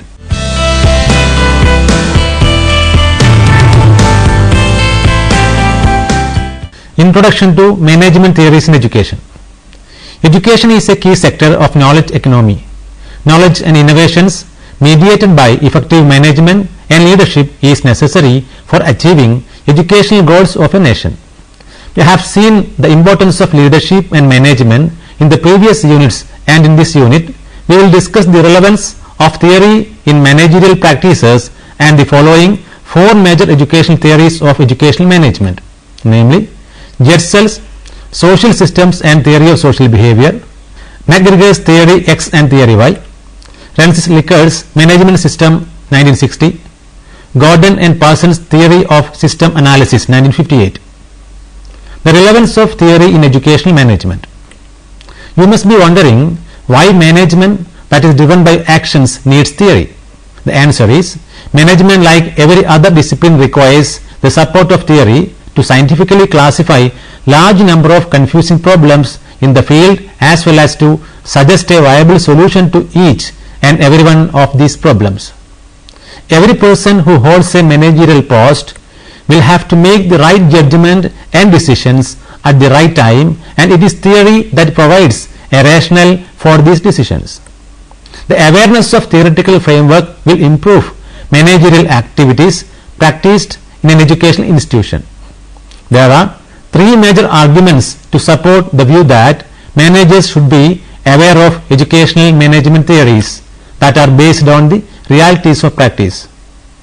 Firstly, one cannot heavily rely on facts as guiding principles to action. All facts and data needs to be analyzed and interpreted, and theory helps in understanding the nature and consequences of practices. This interpretation of facts will help managers reach at a viable conclusion. Secondly, managers, depending on personal experiences in interpreting facts, are not an objective way of looking at an issue. This is a narrow way of approaching a given problem, as it discards the experiences and practices of others. Theories that are based on the realities of practice will allow a manager to approach an issue objectively, providing new insights already acquired by his or her predecessors. An understanding of theory will also help reduce the repetition of same mistakes. And thirdly, experiences gained from one institution or the managerial models practiced in one school might not be suitable for another one. So, approaching an issue from contextual experiences might not help deal with the larger issues. An understanding of theory and practice help managers adapt to the changing scenarios easily. A theory is useful in educational management practices only if it has relevance to practice. A theory that is practical will contribute to the managerial activities, helping solving the problems in educational institutions. Educational managers should understand the fact that there is no one all-embracing theory. Depending on the institutions and problems, the theory will also vary. All theories are not valid in all contexts. This is one important point an educational manager should keep in mind while relying on theories to interpret facts. Characteristics of educational management theory. There are three major characteristics that one can find in every educational theory. They are: educational management theories tend to be more normative. They echo the nature of an educational institution and how people respond to a given scenario within the institution. There are descriptive types of theories as well as which describes how an institution works and how the human resource within the organization behave in a given situation. Normative theories are all about norms, and they in fact dictate how an institution and the people should or might behave and work. Theories can't embrace all aspects of the functions of an institution. They tend to be biased and give emphasis to certain aspect of an institution at the expense of certain other points. There is no such theory that can cover all the dimensions of an institution. Theories of educational management are supported by empirical facts, which means theories are built on observation of practices and by collecting data about these practices. An observation will lead to the creation of concepts which will then become the theoretical frames. Theoreticians may also use certain framework to process the empirical evidence they have collected. The research then becomes a means to prove or verify the effectiveness of the theory. Jetsel's social systems theory and theory of social behavior. J.W. Jetsel's was a professor of education at the University of Chicago. His work on social systems is applied primarily to education institutions and administration. In the social system theory, Jetsel's explains the structure of an institution and how an institution is operated. The social system theory, according to Jetsel's, can be defined in part by its institutions, which can then define by the ends that they serve. The ends define and determine the specific goals and targets that an institution must accomplish. These tasks are assigned to particular people with roles which range from leaders to administrators.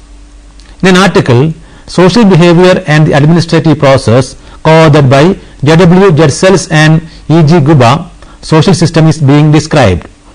Structurally, we may conceive of administration as a series of superordinate-subordinate relationships within a social system. Functionally, this hierarchy of relationships is the locus for allocating and integrating roles, personnel and facilities to achieve the goal of the system. The term social system here is conceptual rather than descriptive. It must not be confused with a society or state, or as somehow applicable only to large aggregates of human interaction. Now let us examine different aspects of social system theory. Institutions. An institution has many aspects and features. They are purposeful in that they carry out means towards ends. An institution is backed by people, structure and norms which clearly indicate that certain roles have to be fulfilled, certain goals and expectations within the organization. If the people holding certain roles fail to meet the goals, they are held subject to sanctions, and the institution the individual interacts with has certain characteristics which determines his or her behavior. Some of them are purposive. Every institution has a purpose. As mentioned above, they are constituted to carry out certain activities and attain certain goals. The goals serve as a criteria against which the activities and progress of an institution is evaluated. Peopled. Without human resource, no institution can carry out its activities. The human resource who are assigned certain roles in an institution are considered as both actors and people. They are actors as they fulfill the roles assigned to them, and they are people as they have certain personalities, style of operation, needs, satisfaction and disposition. A person gets a sense of belonging in an institution when he or she feels that fulfilling the expectation of her roles align well with her personal dispositions. Structural. Education institutions, like every other institution, are structural and organizational. Organization means how the various components and the rules are interrelated. To achieve the organization goals, certain roles need to be created and tasks need to be allocated. Each role, along with the responsibilities, will also get certain authority to carry out the job. For instance, the role of an administrator in any education institution is to negotiate and find a balance between the demands of the institutions and the human resource within the institution in order to make the organization more productive and the people happier. An administrator also functions the role of a leader, and they allot roles to actors and ensure that people live up to their expectations. Normative. The roles serve as norm, that is, precisely why tasks to achieve goals are assigned to individuals with roles. The role expectations are obligatory, and his or her retaining of the role depends on fulfilling the goals satisfactorily. Social behavior. Social behavior is considered as the interaction between the organizational and individual dimensions. Therefore, to understand the behavior of an individual, it is essential to understand both individual and organization dimensions. The interaction between individual and organizational dimensions is reflected in an individual's style of working. MacGregor's theory X and theory Y. In 1960, Douglas MacGregor developed theory X and theory Y, which are theories related to human motivation. The theory has been widely used in human resource management, organizational behavior and communication, as well as in organizational development. These theories describe two distinct and contrasting models of workforce motivation. Let us examine these two theories in detail. Theory X. In this theory, MacGregor suggests that in educational management believe that employees are by nature lazy and are looking for an opportunity to avoid work and responsibility. The management also assumes that employees need to be closely monitored and there should be a comprehensive system of control in place. And to achieve the control factor, the management brings in a hierarchical structure to the organization.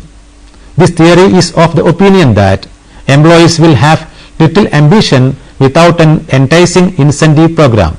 Thus, if the organization goals need to be achieved, a manager or administrator will have to rely heavily on threat and coercion to gain their employees' compliance. Theory X suggests that this kind of a belief will lead to mistrust, highly restrictive supervision, and a disciplinary atmosphere in the organization. Blaming is the rule of the thumb in the Theory X model of administration. As managers believe that employees are inherently lazy and the sole purpose of the employee's interest in the job is money, they will blame the employees if anything goes wrong. Instead of checking whether the issues can be related to a policy or system faults, managers take pleasure in blaming. A Theory X manager assumes that it is his or her duty to structure the work and energize the employee. One major flaw of this management style is it is much more likely to lead creating an unsatisfactory and unhealthy work atmosphere. Theory Y. In Theory Y, McGregor acknowledges the fact that human resource is the backbone of any institution, and it is important for an institution to offer them opportunities and the motivation that they require to perform well. McGregor in Theory Y suggests that the managers to be more open and friendly with his or her subordinates. The Theory Y management takes employees for a bunch of self-motivated people who can exercise self-control. These employees are considered as people of who enjoy their work and ambitious. Work comes to as naturally as play. Since the employees possess problem-solving skills, given the proper conditions, employees will learn to seek out and accept responsibility and to exercise self-control and self-direction in accomplishing objectives to which they are committed. Satisfaction of doing the job is equally strong motivation as money. There are many people who read Theory Y as a positive set of beliefs about workers. The chances of Theory Y managers fostering trust is more compared to Theory X managers. The trust factor plays a vital role in developing the human resource in an organization. This situation will lead to sharing of decision making, which offer subordinate scope for involvement in decision making. Thus, through Theory X and Theory Y, McGregor depicts two contrasting views that managers are likely to adopt. Both the theories understand the importance of human resource in an organization. While Theory X resorts to threatening and blaming to achieve goal, Theory Y advocates a friendly and trust-filled work culture. Emmrc's management system and Gordon and Parsons' theory of system analysis. Emmrc, a noted management theoretician, put forward a fourfold model of management system. This model was developed after collecting data from managers over 200 organizations. The four models of management system identified by Likert are: System 1, exploitative authoritative. It is the upper level of the hierarchy that holds responsible posts. The superiors do not trust their subordinates and they impose decision on others, and the subordinates are not encouraged to discuss their point of views. Like in Theory X, the motivation is based on threat and there is no or little scope for communication between teammates. System 2, benevolent authoritative. A manager level person will be holding responsibility. The superior has conceding trust and confidence in his subordinates. This is more or less like a master-servant relationship. In this model, the subordinates will not feel free to discuss their problems or perspectives with the superiors. Motivation is rooted on rewards and incentives, and team communication is very less. System 3, consultative. Responsibility is spread across the organizational hierarchy. The superiors have considerable amount of trust and confidence in the workforce, and discussions and communication across organization take place to an extent. There is scope for teamwork and the motivation is based on rewards and involvement in the job. System 4, participative. Responsibility for achieving the organization goals is widespread throughout the organizational hierarchy. The superior has a high level of trust and confidence in the team or subordinates. Participation, teamwork and communication highly encouraged. The nature of these 4 management systems has been described by Likert through a profile of organizational characteristics.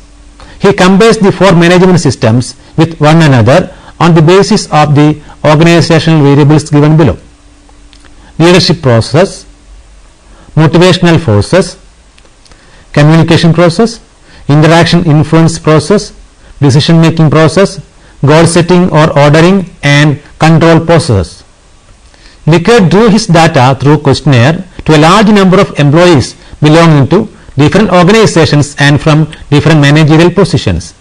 His findings indicate that the departments or units following management models of system 1 and 2 were the least productive, and the departments or units employing management models of system 3 and 4 were the most productive.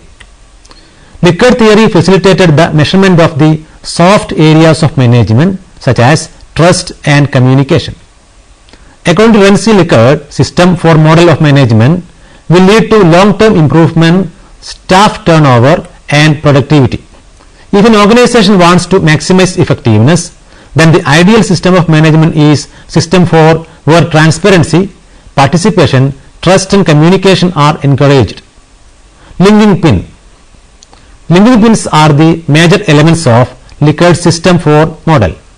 Linking pins are individuals who hold prominent roles in 2 or more groups of an organization. These groups will interact with each other if the situation demands it. The individuals who hold important roles in both the teams will link a link between these interactions, connecting the groups and organization. The linking pins are individuals who can exert influence in more than one direction within an organization, have higher involvement in each relevant group than any other member of either group, have full status within each group so they are not considered an outsider, have skills to communicate effectively in both groups through use of jargon and understanding of each group's culture and values, coordinate solutions to problems in ways that satisfy the needs of both groups and can instill common responsibility for implementation among members of both groups. Gordon and Parsons' Theory of System Analysis, 1958. The idea of system analysis is dated back to the period of the great philosopher Aristotle, who suggested that the whole is greater than the sum of its parts. Theoreticians Gordon and Parsons held the view that understanding the parts of an organization is important, and equally important is to understand the relationship and interactions between the parts. The system theory holds a special importance in the context of education institutions. It is majorly because every education institution has various components whose proper functioning is important in achieving the goals and targets prescribed by the organization.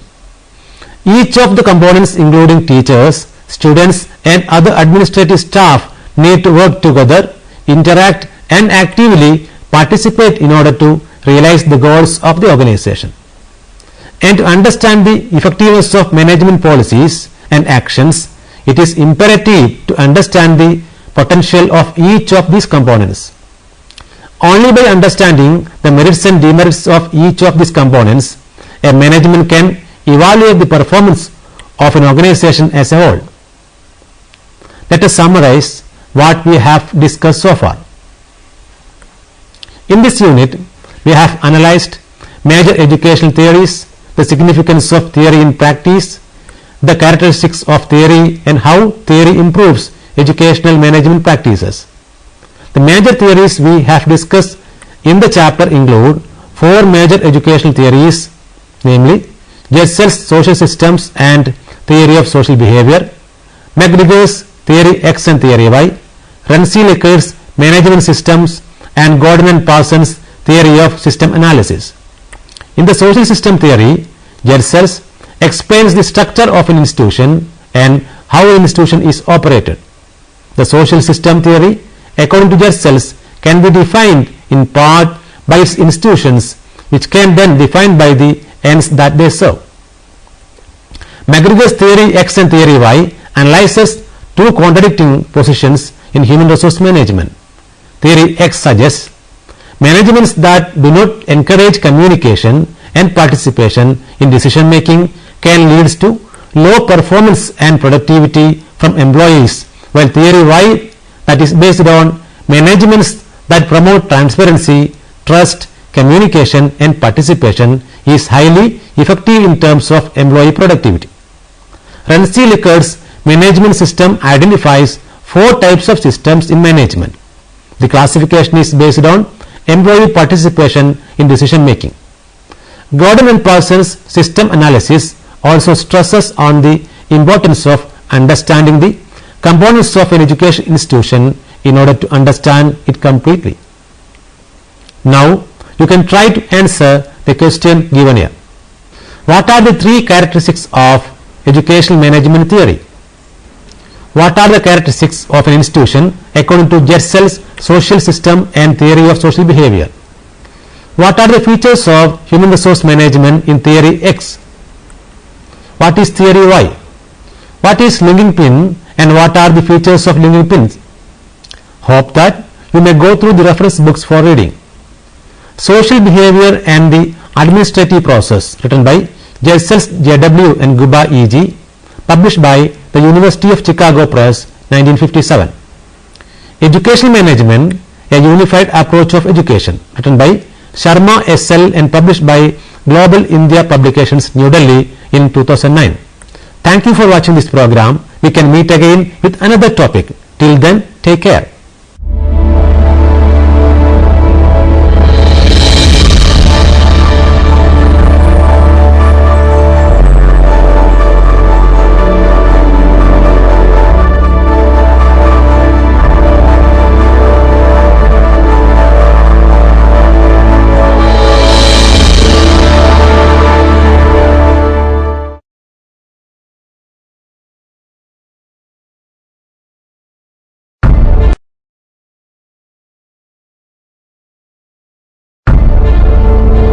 Life is full of possibilities.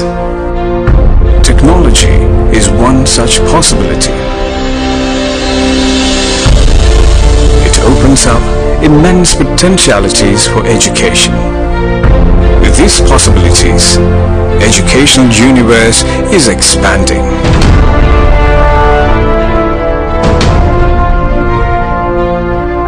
It's a great moment for the learner to explore this expanding universe of knowledge, exploring the possibilities.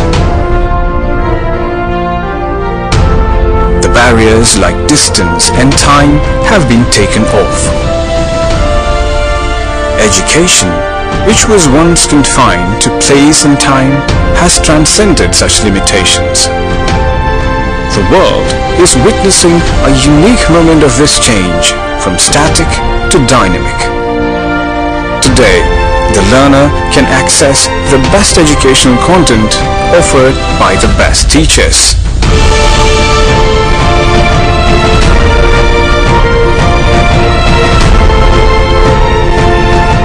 Our role is to actualize this change and facilitate this possibility. Educational Multimedia Research Center has been in the forefront of such a change since its inception. UGC established Emmrcs at different universities nationwide to record and make familiarize India's best laboratories, research developments, creative academic work, also ensuring the rich and vibrant cultural diversities of India portrayed through education channels. Emmrc at Calicut University was established in the year 1998. Consortium for Educational Communication (CEC) is the apex body coordinating the activities of 21 Emmrcs. Emmrc effectively utilize a broadcast technology to usher in the possibilities of worldwide classroom. The remarkable vision behind this was to enable education to reach the unreached through broadcast mode. It marvelously enriched higher education and also induced a spirit for continuous updation of knowledge. Our vision is to provide quality higher education content using modern mass media technologies. This vision was enhanced by the advent of new media technologies. With this came the expanding possibilities of interactive communication. The learner had much to seize from this moment. The interactive content enabled through the web by the media centers facilitate possibilities for the students to engage with the teacher in real time. This resulted in the development of massive open online content, popularly known as MOOC. Unlike the open courseware available in different other MOOC platforms, Swayam is integrated with the curricular learning of the student. Students can earn credits for pursuing courses in Swayam. All of them are free of cost. Quality courseware is offered through Swayam by eminent teachers. Emmrc pioneered the development of MOOC for the first time in the state of Kerala. It is indeed a matter of sheer excitement to notice the increase in the number of students being enrolled for MOOCs. The University of Calicut is the first university in the state to host MOOCs. The ever-expanding possibilities resulted in the launch of 32 DTH Swayamprabha channels. Emmrc is entrusted with the coordination of Channel 8, Physical and Earth Sciences of Swayamprabha. It is one of the 10 higher educational channels run by CEC. The Emmrc is equipped with emergent technologies, best studio facilities, and have high-caliber professionals to undertake newer challenges. Our most valuable possession is the eminent faculties of universities and colleges who are geared up to explore with us the expanding universe of knowledge.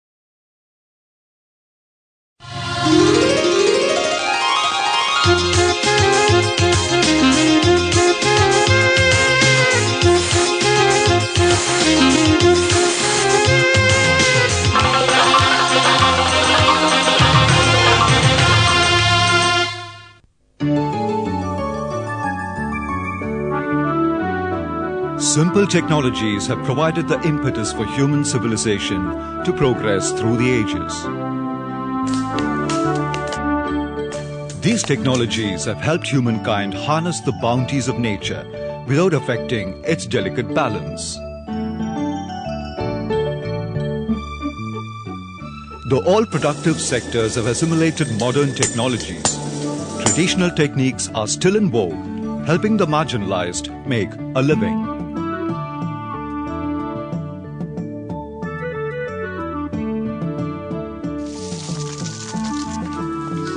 Converting clamshells into quicklime and slaked lime is one such indigenous technology.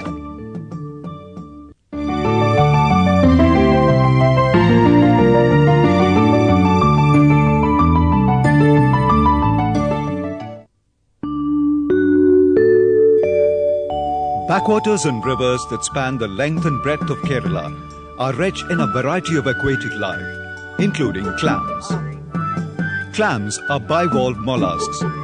Besides being a rich source of food, they are a primary raw material in Kerala for the production of lime-based products.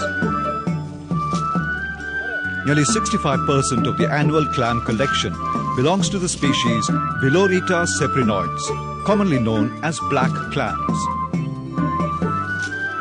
Another variety that is rich in protein is the white clam, also serving as a raw material for producing quicklime and slaked lime. It belongs to the species Meretrix casta. Thousands of people living by these water bodies are gainfully employed in the collection and processing of clams.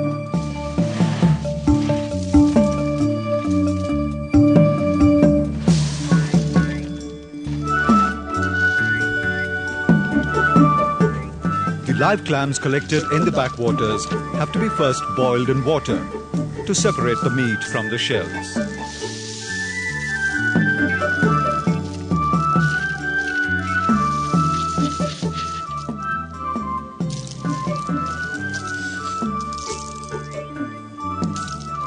It is these meat-free shells that serve as the raw material for lime-based products.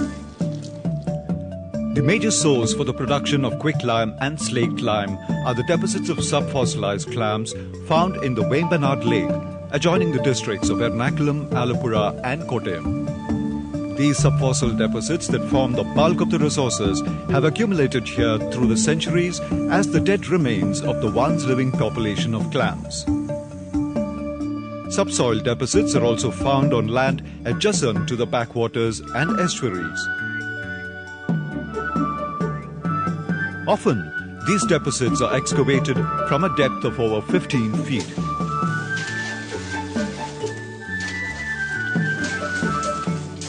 Due to bleaching over a long period of time, these shells lose their black color and appear dull white. These shells are processed in traditional well-shaped kilns known locally as Nurthukudams. The kilns have an opening at the base to blow air. The channels that radiate from the opening smoothen air circulation throughout the kiln. Over the channels, iron rods and tile pieces are placed to prevent the shells from choking the channels. Over these, a layer of dried coconut shell and husk is placed.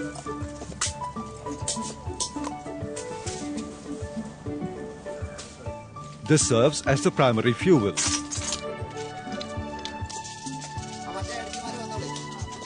Over this fuel base, a layer of clams is spread, followed by a layer of charcoal.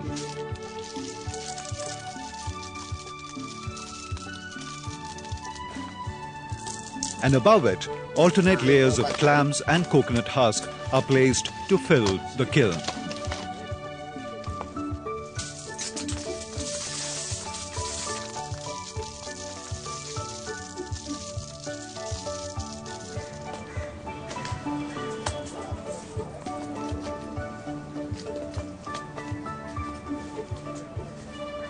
Once a filling is done, the kiln is fired.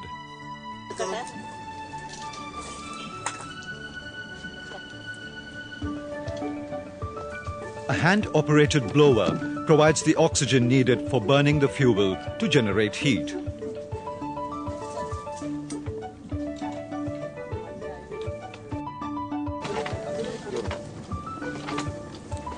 The heat so generated triggers an endothermic reaction. In this endothermic reaction, calcium carbonate gets converted to carbon dioxide and to calcium oxide, which is known as quicklime.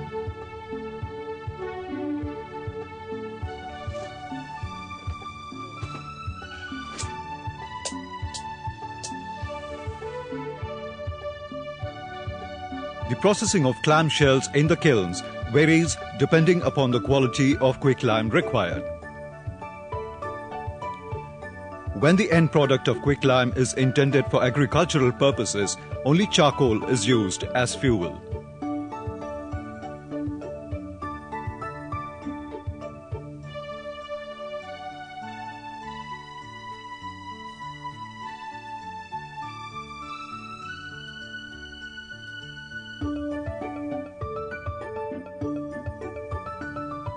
The quicklime thus produced has several uses. One major use is in the purification of well water.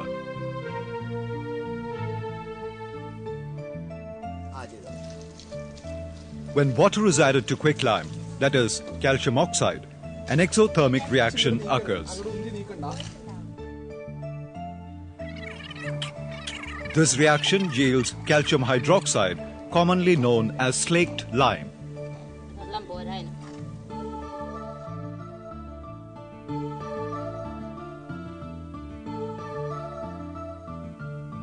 Slaked lime is used for a variety of purposes.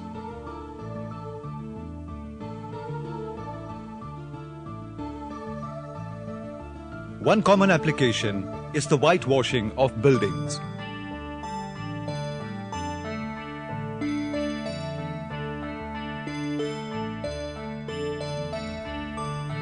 The alkaline nature of the slaked lime helps neutralize the acidity of soil.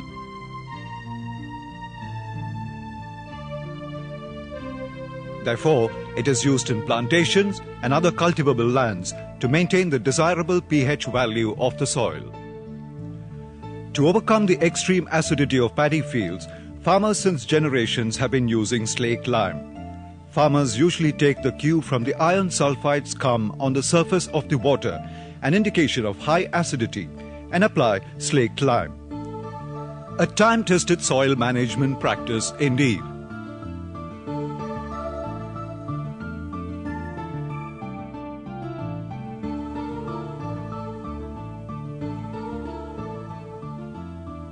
Slaked lime is also used as a purifying agent for preparing certain Ayurvedic medicines. For instance, slaked lime is used to free the herb Plumbago indica, commonly known as Chetti Koduveli, of its acidic content.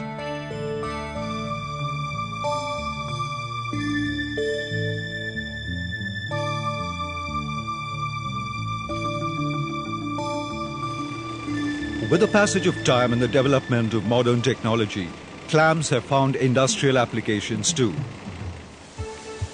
For industrial purposes, clams are excavated from backwaters using heavy dredgers. The shells are sucked and discharged into a screening plant using a centrifugal pump. Then, the shells are passed through a revolving stream that separates the shells from the sludge. The cleaned clams are collected in large barges to be carried to the production units. At the Travancore Cement Limited at Kottayam, clam shells are used in the manufacture of white cement. Here, first the shells are ground with sand in the ball mill. White clay is another ingredient in making white cement. For this purpose, clay is made into a slurry and is transferred into a raw mill where the shells, sand and clay are finely ground and transferred to the rotary kiln.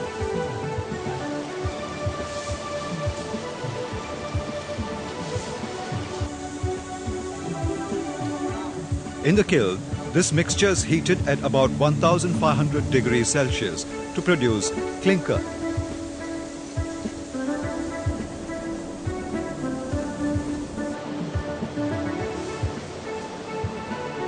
To the clinker, gypsum is added, and these are then ground together to yield white cement, for which there is a steady demand in the domestic market.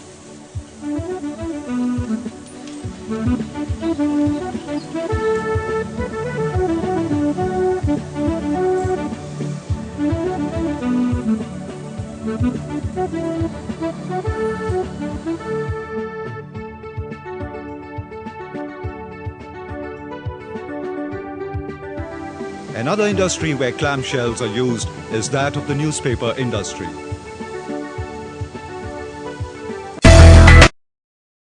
In district, limeshell is the raw material used in the making of sodium hydroxide, an essential ingredient in digesting wood and bamboo to produce pulp.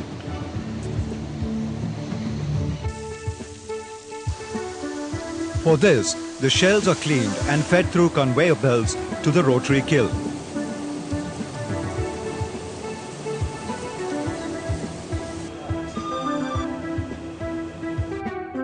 Here, it is heated to about 830 degrees Celsius to produce calcium oxide or quick lime.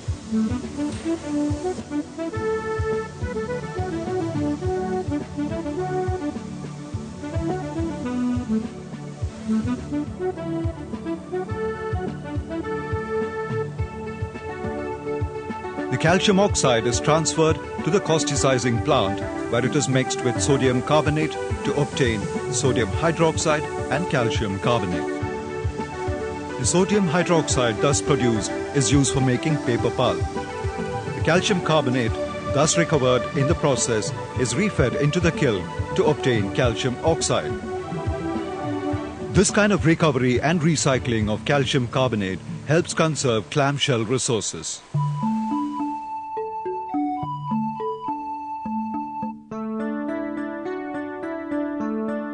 The integration of modern technology with traditional know-how. This forms the bedrock of Kerala's successful clamshell industry today.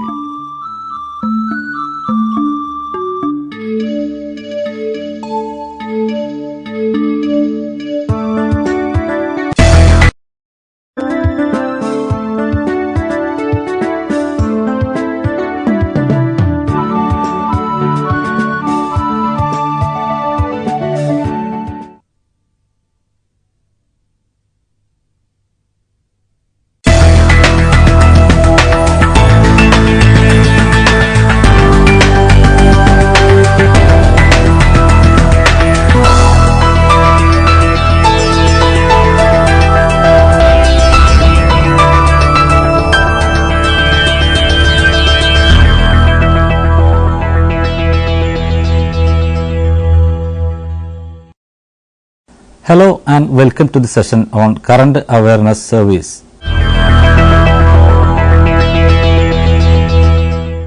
Current Awareness Service is a service intended to meet the current approach of specialist users of the library.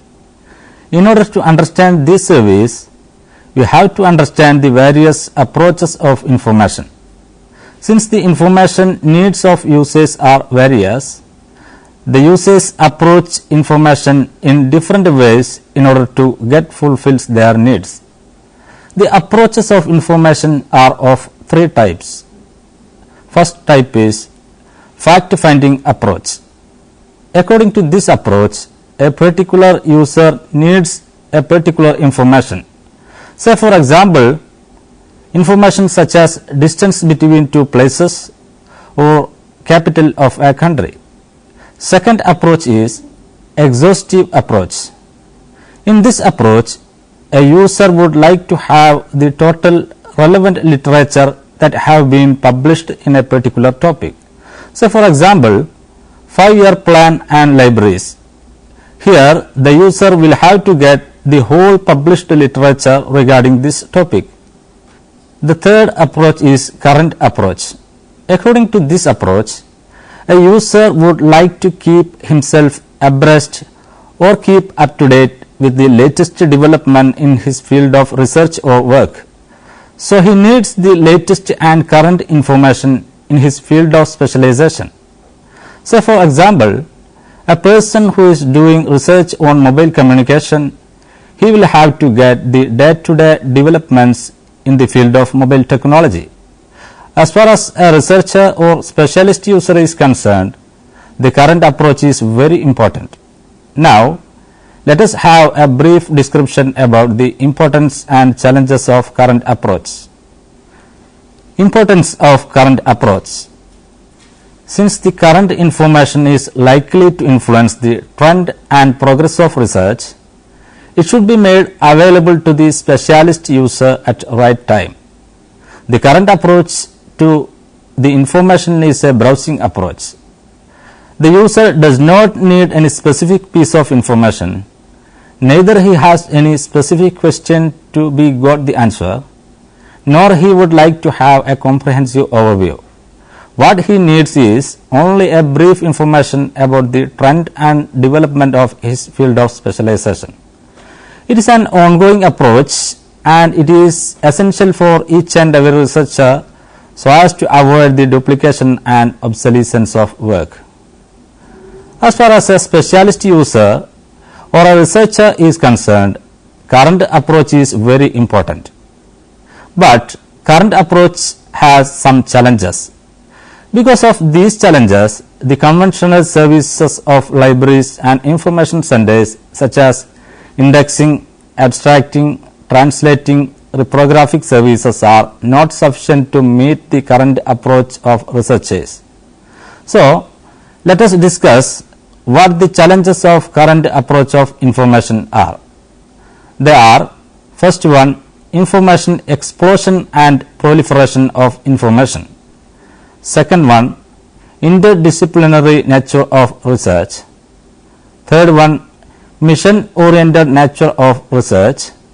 Fourth one, scattering of information. And fifth one, variety of types of documents. Due to the above mentioned challenges, current awareness service only can serve the researchers and specialist users in disseminating the current information with possible shortest time. Now, let us discuss what current awareness service is. On the basis of the above discussion, we can define current awareness service as the service by which new generated information are brought to the notice of specialist users in the shortest possible time. Current awareness service is a system of service which ensures that all current information likely to influence the progress of a researcher or a research team is made available to them at the right time in a convenient form. It is a device for alerting specialists towards the latest developments and new publication acquired by the library or information center. Current awareness service is that part of documentation service which keeps the seekers of information abreast with the latest developments in their respective fields. It is a general and quick service meant for the community of scientists. Current awareness service is defined as an information system through which the users can be informed promptly as soon as possible after publication but before absorption into the secondary source. Characteristics of current awareness service. 1. Current awareness service is an announcement mechanism usually in documentary form. 2. It is designed to meet the current approach of information. 3. It helps to know the latest developments in specific subject field. Kinds of current awareness service. Current awareness service is of two types. First one, those services which are directed towards individuals or group of individuals directly. Say for example, STA service. Second one, those services which are directed towards all users of services. Say for example, indexing and abstracting service. Steps of current awareness service. Current awareness service has the following 3 steps. First one, review and scan the primary source of information immediately upon the receipt. Second step, select information and record individual document pertinent to the program of individuals of organization being served. Third step, send notification to the users about items or information of their field of specialization. Current awareness service is being disseminated to its users by various methods. These methods are known as forms of current awareness service. Now let us have a brief description of this method. Forms of current awareness service. 1. Journal circulation method. This is the most basic form of dissemination of current information practiced traditionally in a library. The library or documentation center circulates the latest issue of journals among its specialist users. There are two main systems of routing the current issues of journals. In the first type of method, the library sends the current issue to the first person on the list and who passes it on to the next user in the list. Ultimately, the last person returns it to the library. The main drawback of this type of journal routing method is the library is unable to know the spot of the issue. In the second method, library sends the issue to the first user in the list who returns the issue to the library, and again library circulate the issue to the second user in the list and continues the method like this. The main drawback of this method is it is more time consuming. 2. Circulation of periodical list. This method is to inform the new arrivals of current periodicals. In this method, a list is compiled in an alphabetical order by the name of the title of periodicals. The bibliographical details such as title of the periodicals, volume number, issue number, date, etc. will also be included. The library circulates this list among the specialist users. The circulation may be daily, weekly, fortnightly or any other convenient intervals. The main drawback of this method is the periodical list will not expose the content of journals. 3. Content by journal service. This service perhaps the cheapest and quickest way of providing a degree of current information. The logic behind this service is that the journals are the predominant medium of communicating nascent current information.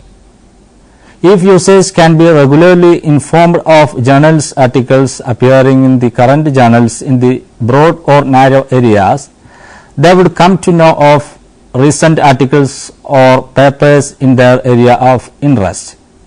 According to this method, the content pages of journals are duplicated and circulated among users either individually or in a compiled form. 4. Current awareness list or documentation bulletin service. This is the most predominant form of current awareness service. In this method, information professionals scan the primary journals and other sources of current information received in the library or documentation center to identify the potentially useful articles of interest to their users. The articles are collected, classified and grouped into broad or narrow subject headings. Now, the compiled copies are duplicated and circulated among its users. A documentation list includes not only bibliographical details such as author, title, publication details, etc., but also abstract of the article. The documentation bulletins are of two types, that is, local and international. The local list is prepared by the library within the organization, while the international list is prepared by the outside agencies. 5. Research in progress bulletin service. This is an important kind of current awareness service and it alerts the users about new research projects and progress made in ongoing research projects. This type of current awareness service requires the joint effort of more than one organization working in similar or closely related research areas. A parent body which funds or controls a group of research organizations and laboratories could bring out this type of bulletin with the input being provided by the research organizations and laboratories under this body. An example of this type of service is service provided by United States Department of Agriculture. This department provides a research in progress service called Current Research Information System.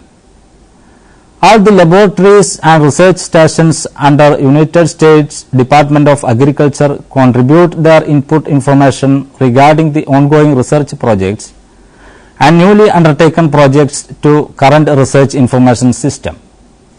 A research in progress bulletin usually contains information about laboratory or research center where the research project is undertaken, name of the principal investigator, associate researchers, funds and funding agency, duration of the project, and special equipments and tools used for the project. In addition to this information, the research in progress bulletin contains a narrative description of the research project and progress achieved till. 6. Newspaper clipping service.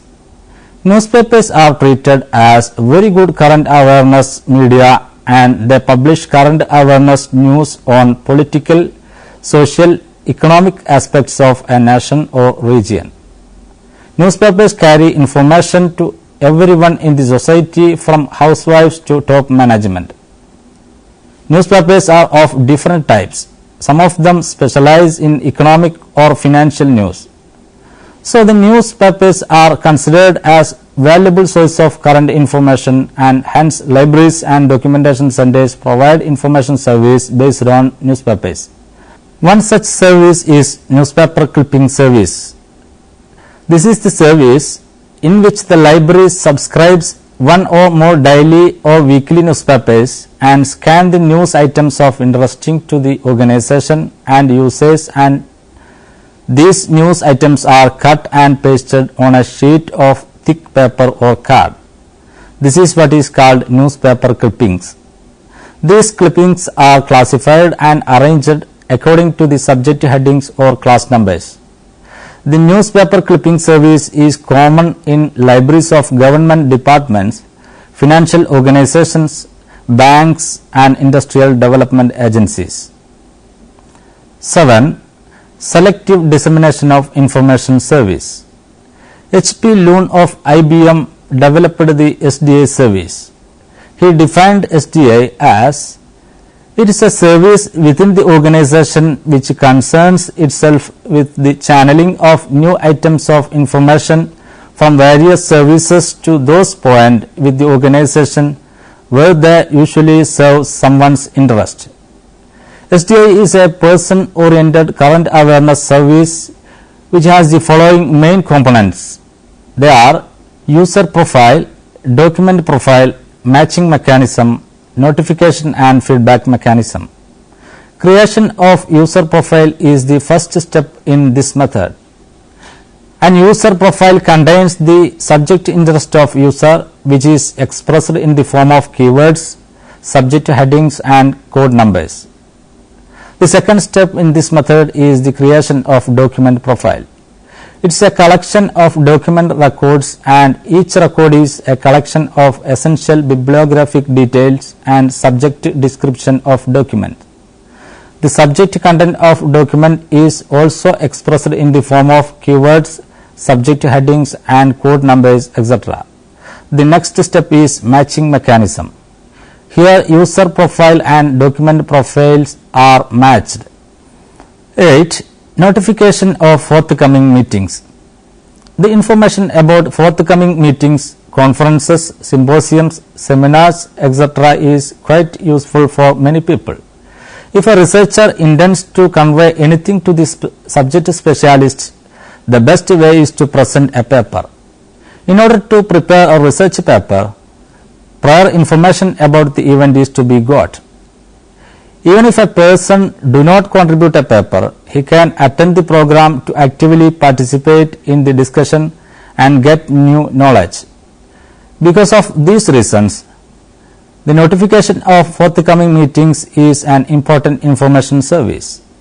Listlink.com, the exclusive social networking site for LIS professionals, provide an online service of notifying the forthcoming regional, national and international seminars and conferences in LIS fields. Information and Communication Technology and Current Awareness Service. Information and communication technology is widely used not only for housekeeping operations of libraries and information centers, but also for information services such as current awareness service and selective dissemination of service. Email alerts, RSS feeds and social networks are widely used for current awareness services in libraries. So, for example, Cornell University Library. Cornell University, New York is a famous university in America. They have a special current awareness team to provide current awareness service. Let us check the current awareness service of Cornell University.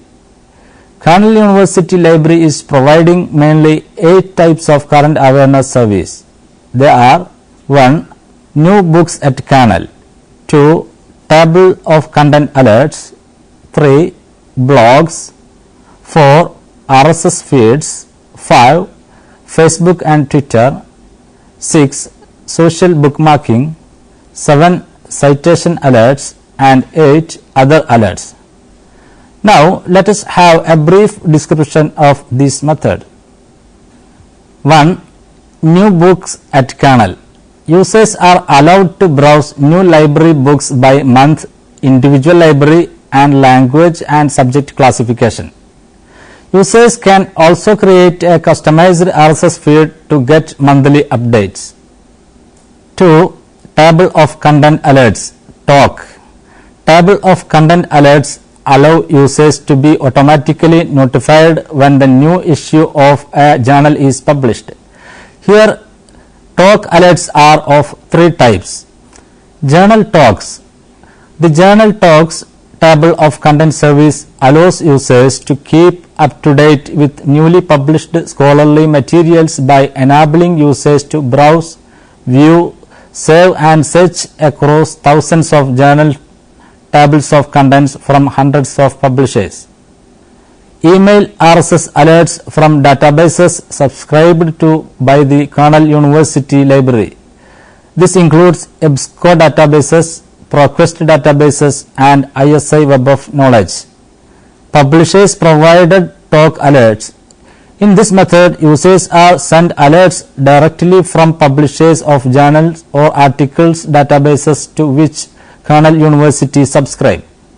This usually requires creating an individual profile at the publisher's website. 3. Blogs. Cornell Library maintain several blogs for current awareness service. Some of them are Shelf Life, Problem Solve, Ask a Librarian, etc. 4. RSS feed. RSS feed is a format for publishing the web content. It is used to push timely information and updates to people who subscribes RSS feed. Thus, the members of Cornell University will get latest news from library without browsing the library website. 5. Social networks. Social networks such as Facebook and Twitter are used by Cornell University for current awareness service. Some of the Facebook pages of library are Cornell University Library, the Division of Rare and Manuscript Collection and the Hilltop Collection. Some of the Twitter accounts of the library are Cornell University Library News, Online Library and Nestle Library. 6. Social bookmarking. Social bookmarking allows to have references and bookmark to an online account. 7. Citation alert. Citation alert notifies when new publication cite a particular work. ISI's Web of Knowledge offers this service if users create personal profiles. 8. Other alerts. Apart from the above mentioned alerts, the library offers subject alert and web page alert.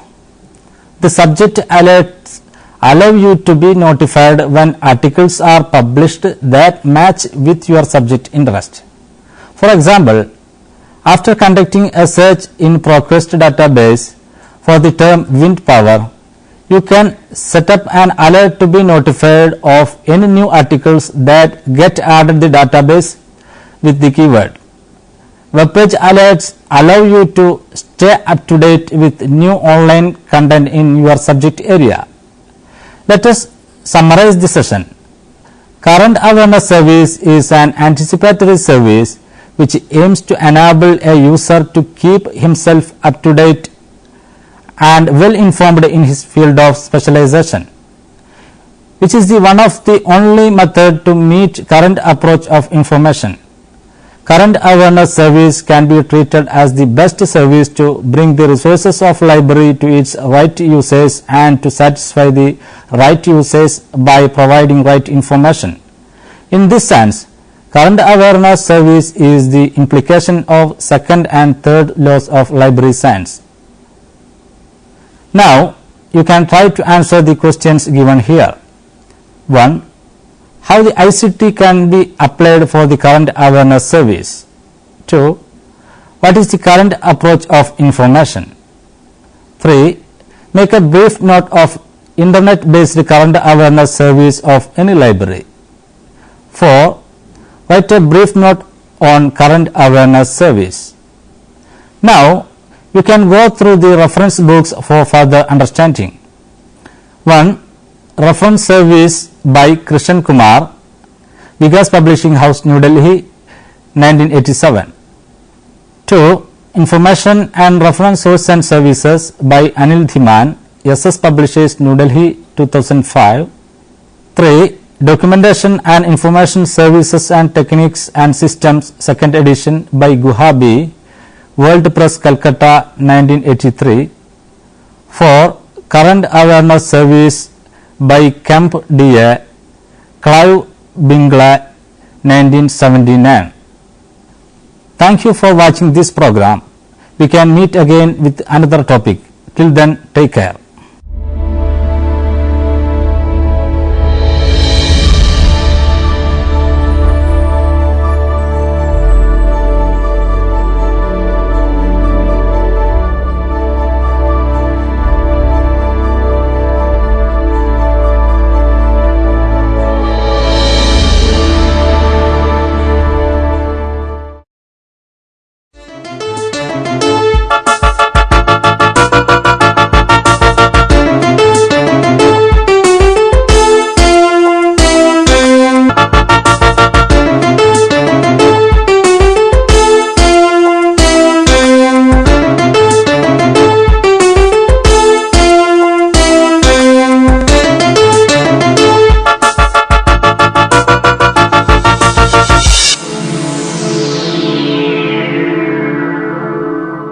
Welcome to Interface. Today we have Professor Nabha Mandal from Tata Institute of Fundamental Research, Mumbai with us. Welcome to Interface. Thank you. Professor Nabha Mandal is the spokesperson for India-based Neutrino Observatory being set up at Theni in Madurai district in Tamil Nadu. Let me ask him, what is the main objective of this project? I know that is the India-based Neutrino Observatory project is a basic science project to study neutrino. In recent time, certain properties of neutrino making it very exciting area of research, and we want to actually study certain properties of neutrino in our detector. So, what is the objective of India-based Neutrino Observatory lab being set up at Theni? Well, we want to study this particle called neutrino. And neutrino is one of the most abundant particle in the universe other than the photon, that is the quantum of light.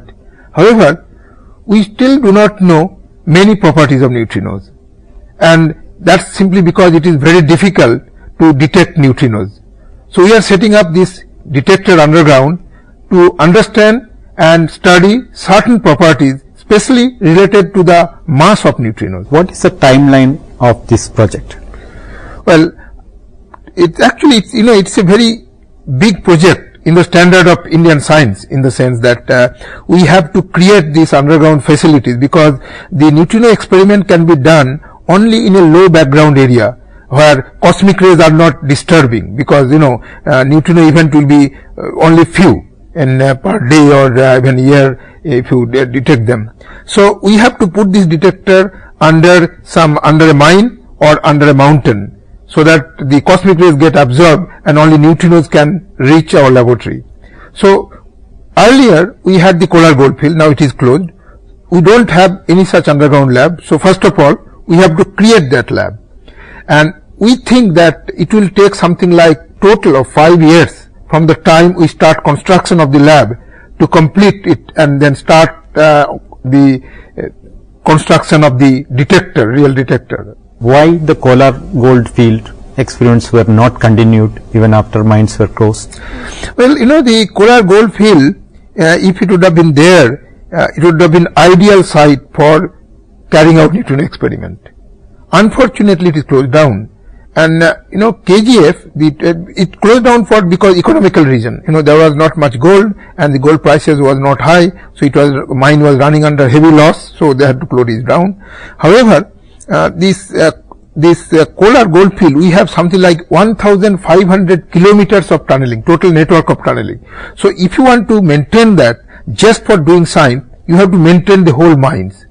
And because water will get accumulated, you have to pump out the water and maintain it. So it becomes very costly, and that is the reason why we couldn't even use it for doing experiment after it was closed down. So this INO lab which is coming up, it's only for physics or it's for other science? See, underground lab, of course it's for science, but not only particle physics. So to begin with, we will of course doing the neutrino experiment, but the same underground lab can be used for doing other experiment in the field of particle physics other than neutrinos, like searching dark matter. We know that our universe, we have a large fraction of the matter is called dark matter, something like 23%, and we don't know nothing about that. So we have not been able to detect this dark matter. So this kind of experiment has to be also located deep underground, because it is very difficult to do. Background is high in the surface. So these underground facilities we are creating can also be used for dark matter search experiment in future.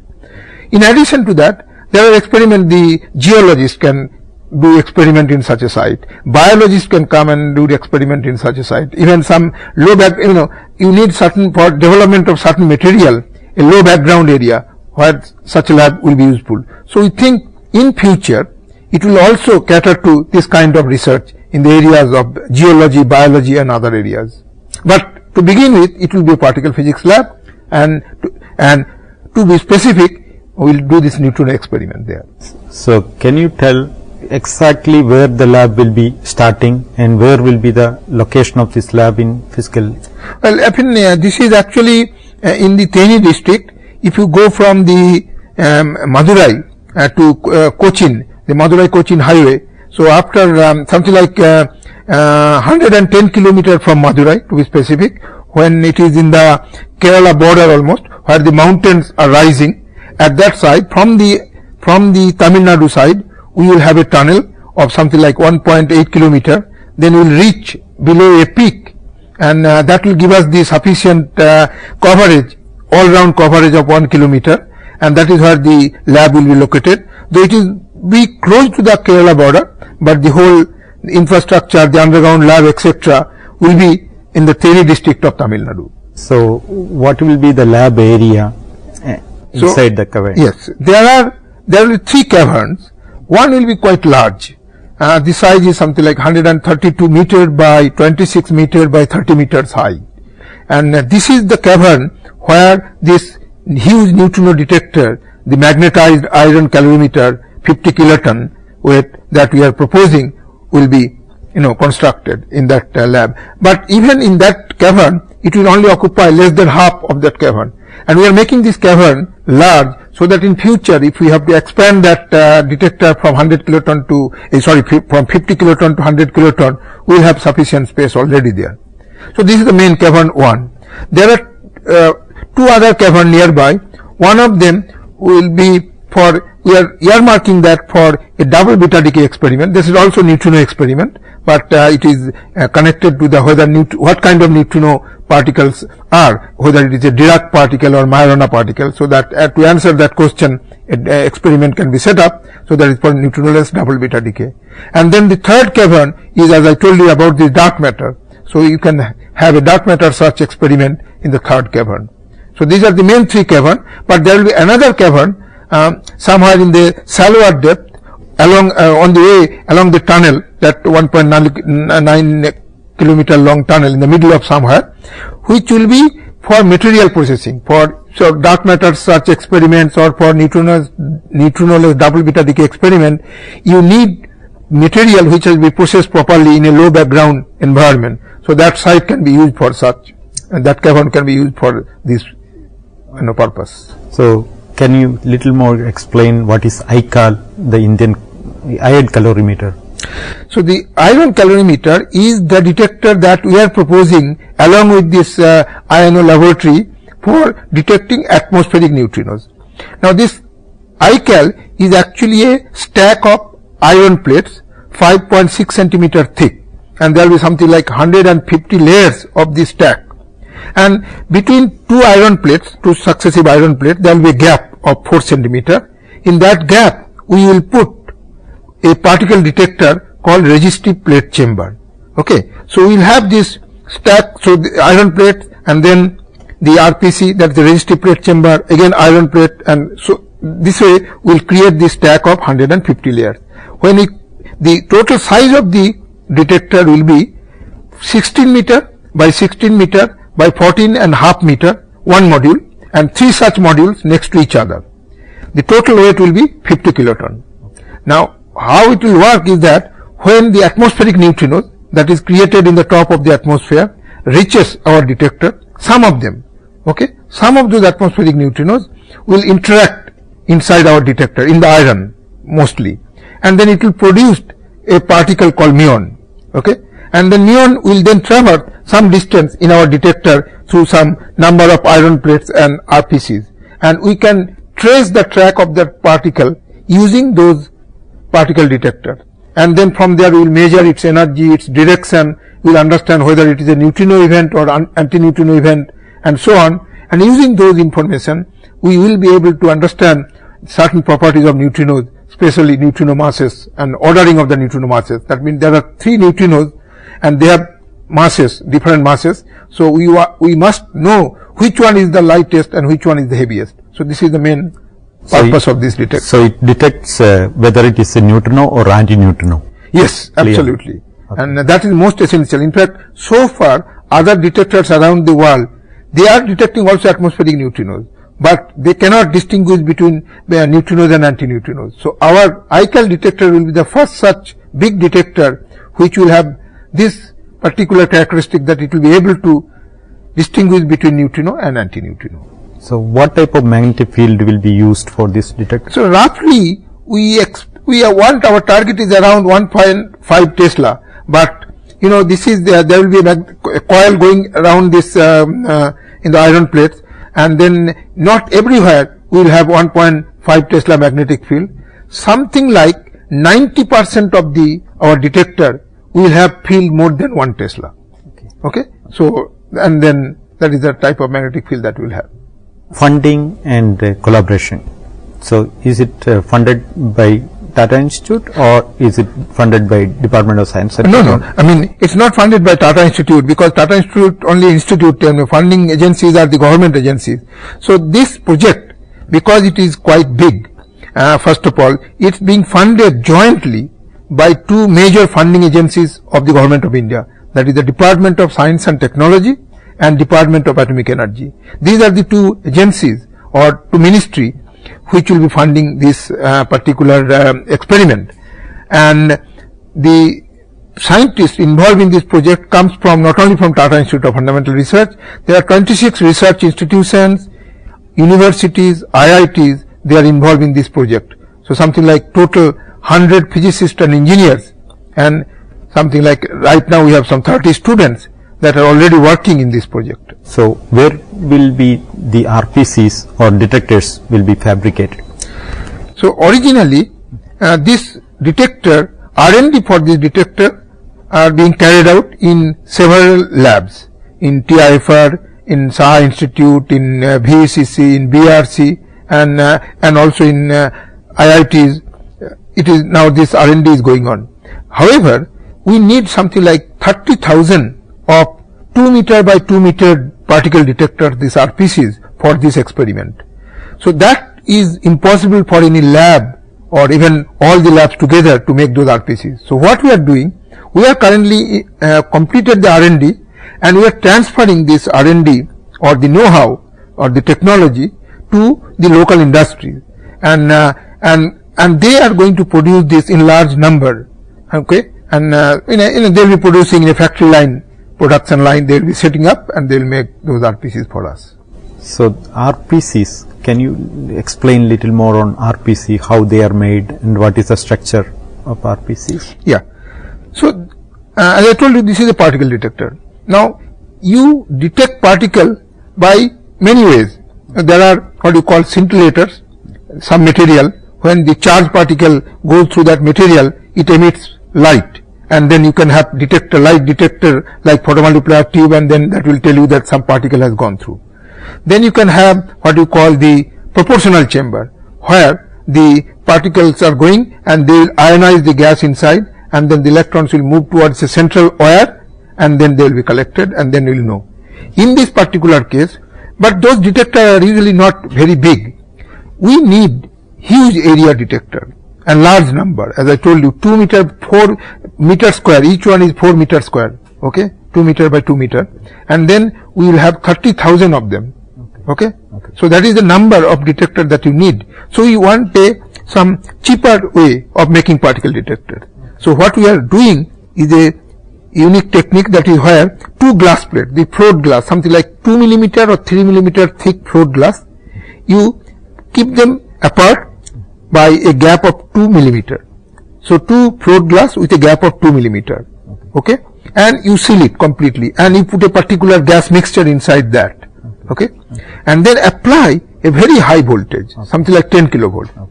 Whenever, and then on top of them, on the both side of that gas gap that you have made using the glass plate, you keep what you call the pickup strips, okay.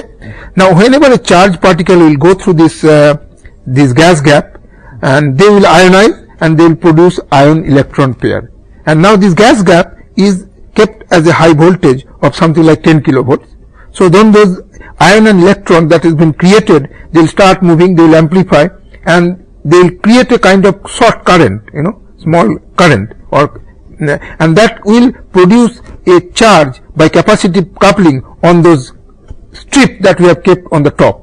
And so now from this pulse will be detected, and that will tell us at which point the particle has gone through, and then you keep them one after another, and as the particle goes through each of them, they will keep the trace of that, and then we can recreate the path of the particle in the detector using those information. So, can you little more explain on the data acquisition system and technology used for this short pulses? Yeah. So, for example, these pulses that will be coming from those RPCs are very fast. This will be sub-nanosecond pulses, what you call. Rise time will be nanosecond or even lower, and we want to preserve that the timing information, because that will be useful, because when the particle is going, then using this timing information you can tell whether the particle is going upward or downward or whatever it is. So this timing information is very useful, so you can't destroy that. So because of that, but these pulses that we will get from these RPCs are extremely small, something like a millivolt or smaller. So in order to even detect them, first you have to amplify. So you have to have an amplifier with a high gain, but with a high bandwidth, okay, so that this nanosecond characteristic can be preserved. And this amplifier, we need something like 3.5 million, and if you should not buy this. So we have started designing this amplifier ourselves. Then we have made it already in the fab lab, the ASIC, what you call the chip, and it will be used for that. So in this process we are also, though it is a particle physics experiment, we are also working on electronics. making those chips, etc.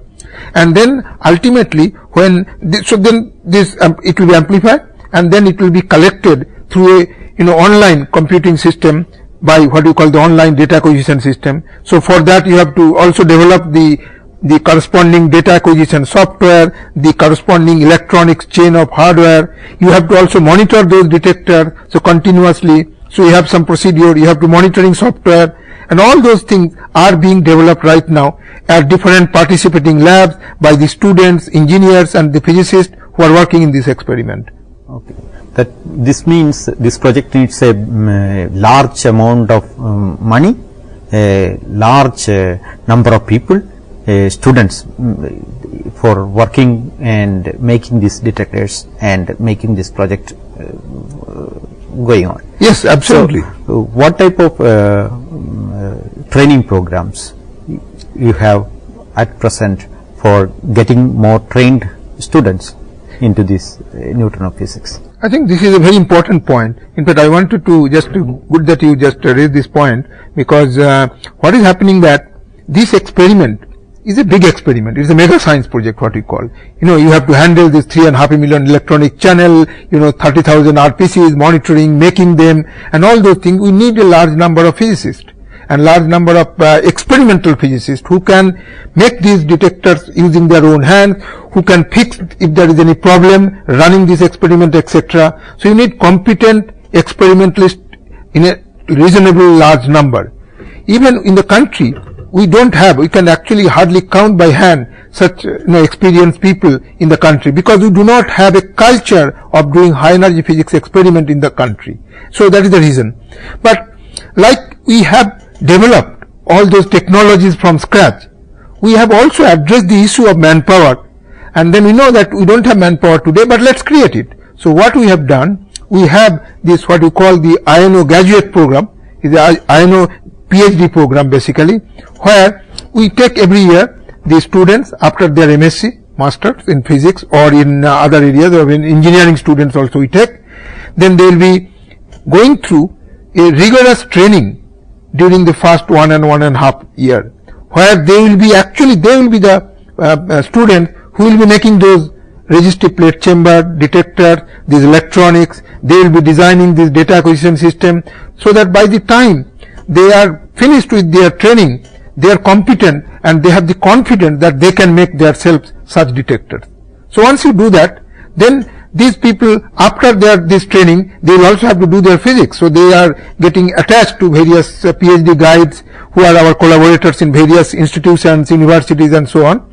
And then they will get their PhDs and they will get their postdoctoral experience. But they will be competent experimental high energy physicists. So some of them, we hope that will come back and join our program, because we have a long-term plan. It's not that we are starting our experiment tomorrow. It will even take 5 years to start at. So this is how we are going to address the manpower problem. And this is also the reason, because we also create a competent group of physicists, experimental physicists, who can do such experiment in future also, or even propose new experiment in the country. Also, how you select the students? What basis, is there any entrance, or how do you select that procedure? If you can tell that, maybe. Yeah, right now this is actually to some extent linked with the student selection of TIFR. I mean, this reason I'll tell you, because this training and at the beginning they were TIFR. So what they have to do, the TIFR has the entrance written examination.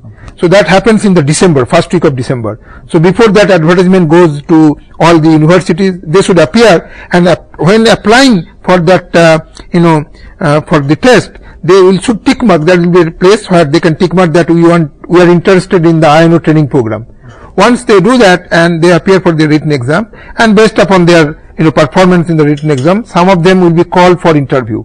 This interview will be done separately for the INO student, because we are looking for this kind of aptitude, that they should be good in, they should have the at least interest for doing experiment and doing this kind of detector development, etc. So we will interview them, and after that we will select certain number and they will go through this training. How do you compare this India-based neutrino project observatory with other labs, existing laboratories in Japan or CERN or in US? Yeah. So when we started thinking about this project that we want to build in India, we knew that from that time onward that we have to make our detector so that it is complementary to the already existing detectors or even the proposed detector elsewhere. You know. So actually there are quite a few neutrino detectors are already there. One of them, which is also using this atmospheric neutrinos, is for example in Japan called Kamiokande, but super Kamiokande detector. That detector, the mass is same, like 50 kiloton of mass there, but that is water.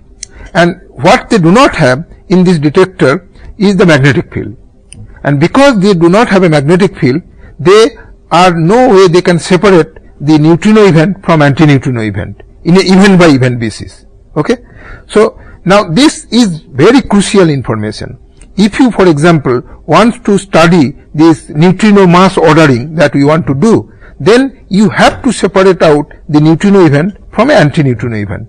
So this detector that we are building in India, this India-based neutrino observatory, the ICAL detector, it is going to be that way unique in the sense it will have a magnetic field and it will separate neutrinos from antineutrinos. So it will complement the already existing super Kamiokande atmospheric neutrino detector, this one. Now this address, now the question comes that mass ordering. So is this the only way we can do mass ordering? I mean, or is there no other way? No, there are other ways also. For example, there are experiments coming up in United States, and this is using the accelerator produced neutrino beam. They send the neutrino beam to a distance of something like 700 kilometers away, and they will have a detector there, and there also they can be able to use that data to address the issue of mass ordering. However, there are limitations. You know, for example, that particular experiment will not be able to talk about mass ordering if certain neutrino parameters are not favorable to them, and we don't know those neutrino parameters yet. What is the neutrino value of those neutrino parameters, like this, what we call the CP violating phase.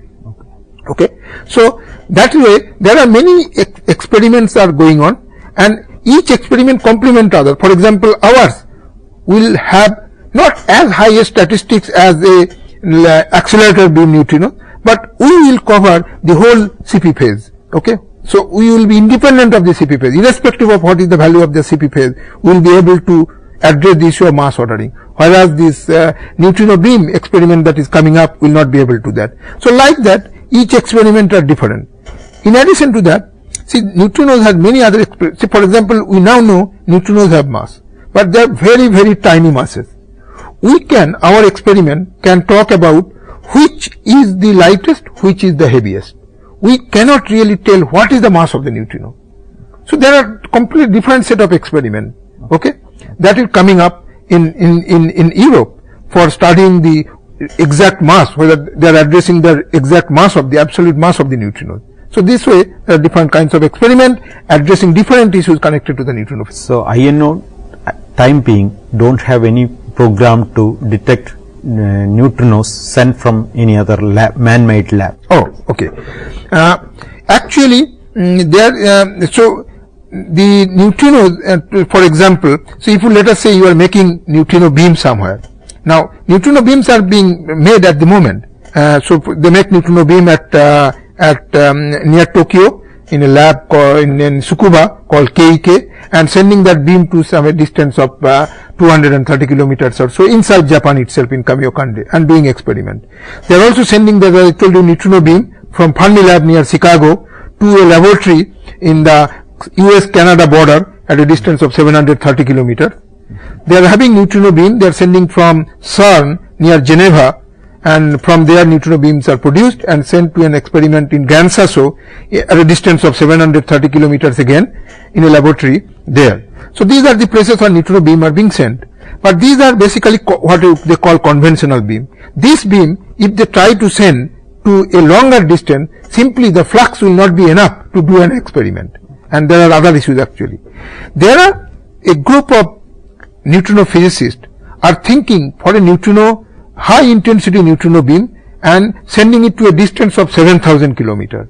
Okay, That is very useful because 7,000 kilometer is a magic number for us. Actually, it is, that's why it is called magic baseline. Because at 7,000 kilometer, if you produce the neutrino beam, send it to a distance on 7,000 kilometer, during the 7,000 kilometers travel, the neutrino properties change in a certain way, so that we can measure certain properties of the neutrinos very nicely.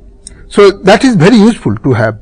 But such a neutrino factory, what you call, is nowhere in the horizon, because the technology of making such a neutrino factory doesn't exist today. But there is plan, when people are doing R&D, maybe something like a couple of decades down the line, we will have the capabilities of making such a neutrino beam or neutrino factory.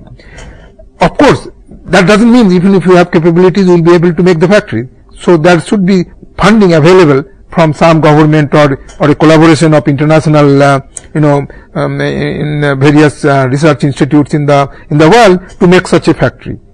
However, I should also answer here that there are certain, fear created that, oh, there will be neutrino beam coming from somewhere and they will destroy us, they will be radiation hazard and things like that. Neutrinos are not radiation hazard at all. Neutrinos are hard to detect. Neutrinos hardly interact. In fact, the neutrinos can go through the earth, whole earth, without doing anything. So, as if the whole earth is transparent to the neutrinos. So, neutrinos rarely interact. So, to give a specific example, let us say there will be a neutrino factory one day, and let's say it is there, neutrino factory is there. Now, neutrino factory is sending some beam. If you send that beam, neutrino factory beam, through a human being, okay, continuously for 100 years, I mean, let's say that person lived for 100 years, from his birth, from his death, neutrino beam is continuously going through him. In that period, only one neutrino, okay, has a chance to detect or interact inside your body. And in that interaction, it will produce one neon, one charged particle. Okay, that's all it will do in its entire life. And thousands of such muons are going through our body all the time from cosmic rays. So, this is completely, neutrino beams are completely safe. I mean, it's not no use for, other than the scientists, to study the properties of the neutrinos. Okay. So, there is no radiation or other things in the nearby area? Absolutely no. I mean, there is no way neutrino can create any radiation. Oh, thank you very much for coming to this interface. Thank you, sir. Thank you.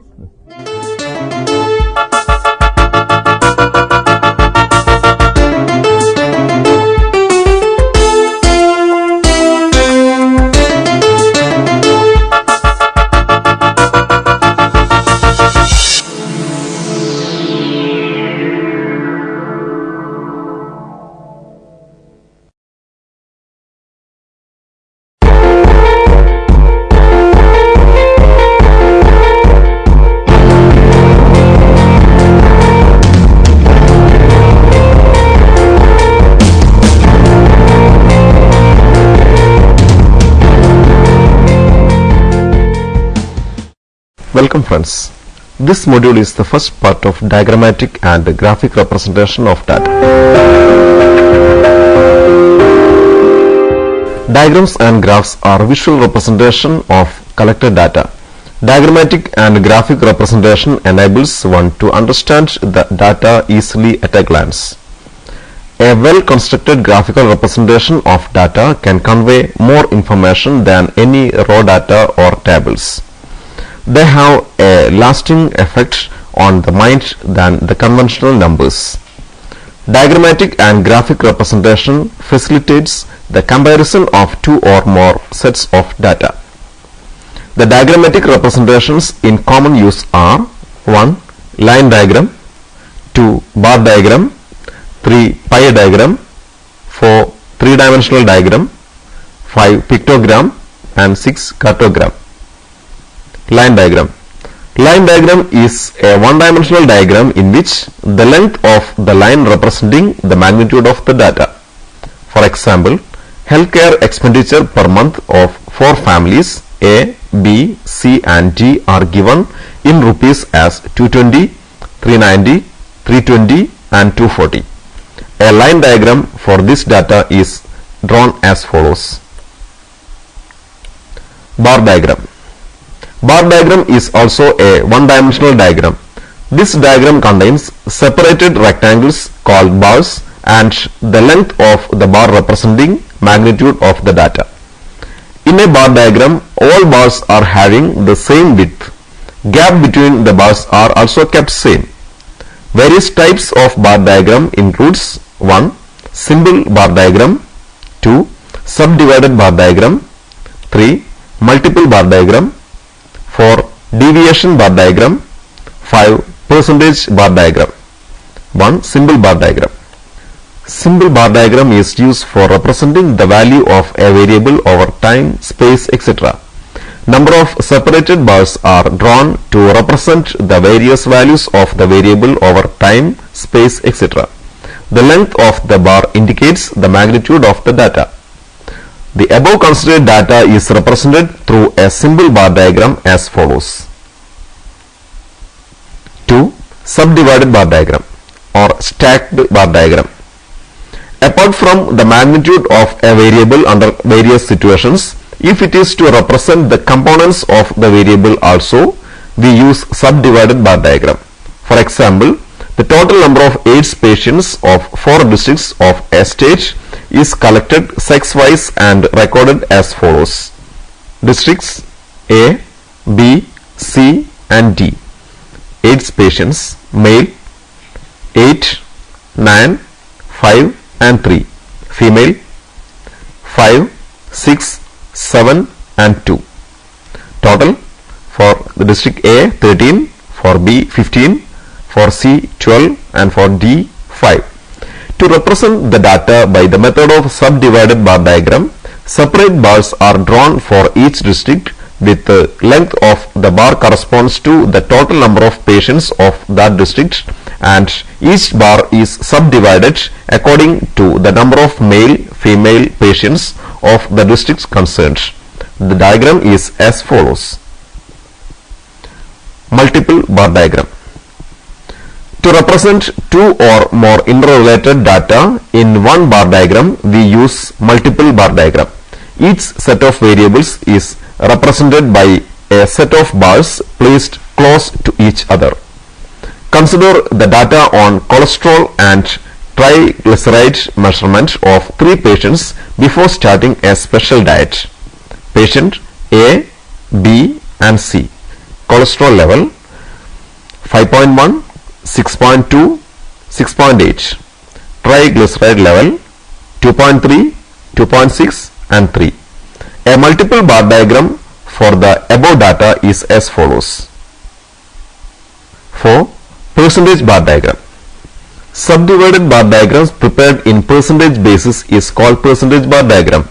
Since each bar represents 100%, the length, the data on AIDS patients that we already considered for subdivided bar diagram is represented here through a percentage bar diagram. The main attraction of percentage bar diagram is the comparison of the component values. Percentage bar diagram for the above data will help to compare the male-female proportion of AIDS patients in the given 4 districts. The data on AIDS patients that we already considered is districts A, B, C and D. AIDS patients male 8, 9, 5 and 3, female 5, 6, 7 and 2, and the total for the districts are 13, 15, 12 and 5. To complete percentage bar diagram, the percentage of male and female AIDS patients of each district is to be found, which is as follows. Districts A, B, C and D. Percentage of AIDS patients male 8 by 13 into 100, that is 61.54 for the district A, and 60 for the district B, 41.67 for C and 60 for the district D. And female percentage for the district A 5 divided by 13 into 100, that is equal to 38.46. Similarly for district B 40, for C 58.33 and for D 40. Total 100% for each districts. The diagram is as follows. Deviation bar diagram. Deviation bar diagrams are used to depict the positive and negative values. This comes in the situation where we are representing profit or loss of a company for various years, or to represent rate of variation of a phenomena which may have both positive and negative values over a period of time. Pie diagram. This is a two-dimensional representation of collected data. The aggregate of a variable and the component values are presented using pie diagram. Here magnitude of aggregate is represented by a circle and the magnitudes of the components are represented by the area of sectors of the circle. Following data were obtained from blood group detection camp among 500 students of a college.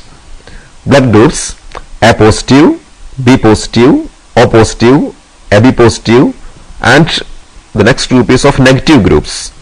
Number of students: A positive 102, B positive 136, O positive 196, AB positive 38, and for negative groups 28, total 500.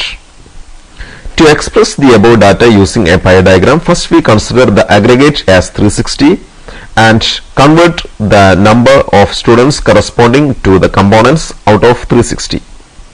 This is because the degree measure of a circle is 360 degree.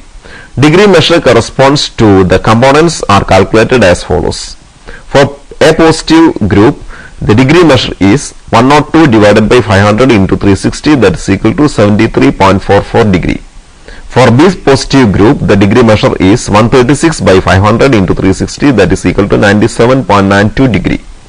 For O positive group, the degree measure is 196 by 500 into 360, that is equal to 141.12 degree.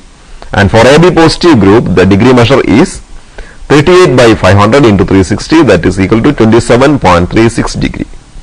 For all other negative groups, the degree measure is 28 divided by 500 into 360, that is equal to 20.16 degree. A circle for the aggregate 500 students is drawn and the sectors of the circle are shaded for each of the components according to their degree measures. Thereby the following pie diagram is obtained. Three-dimensional diagram.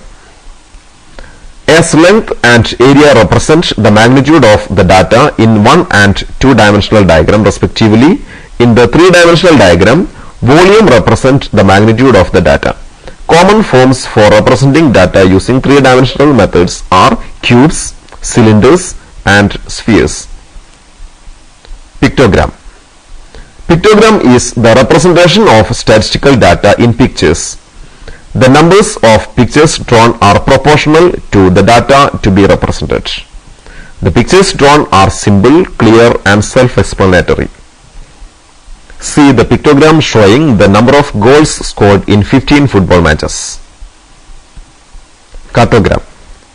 Cartogram is the representation of data in geographical basis using map accompanied by various types of diagrams or signs. The signs marked at various geographical areas in graph are proportional to the magnitude of the data related to that area. Following is a cartogram on old age population in United States in 1970. Now it is the time to summarize this session.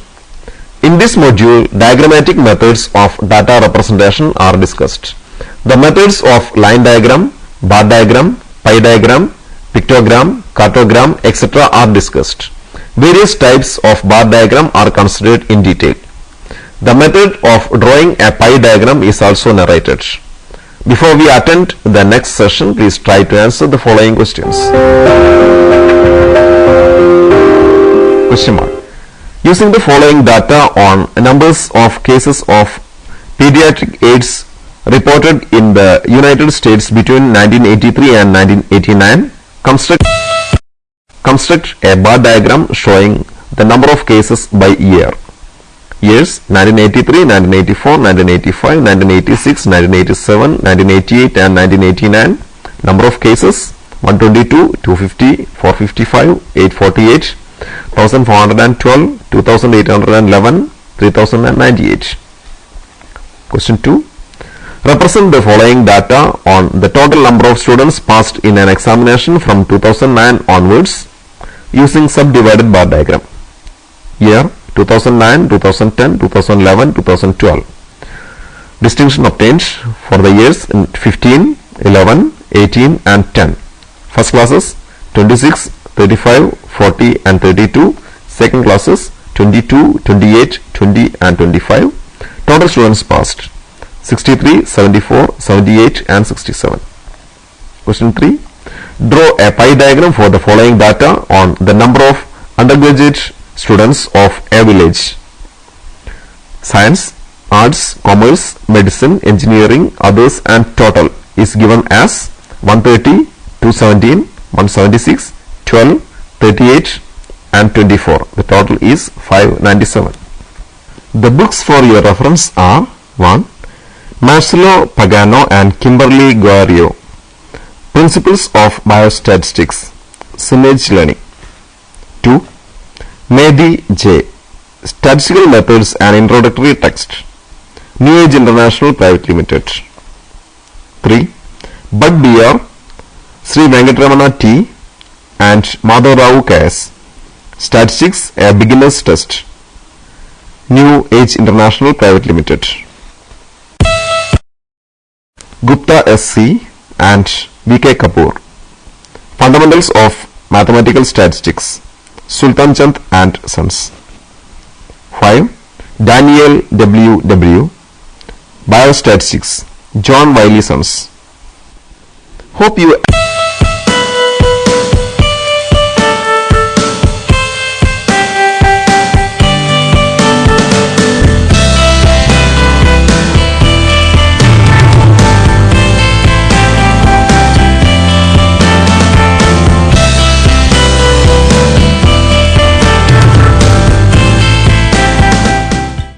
Hello and welcome to the session on resource management in education.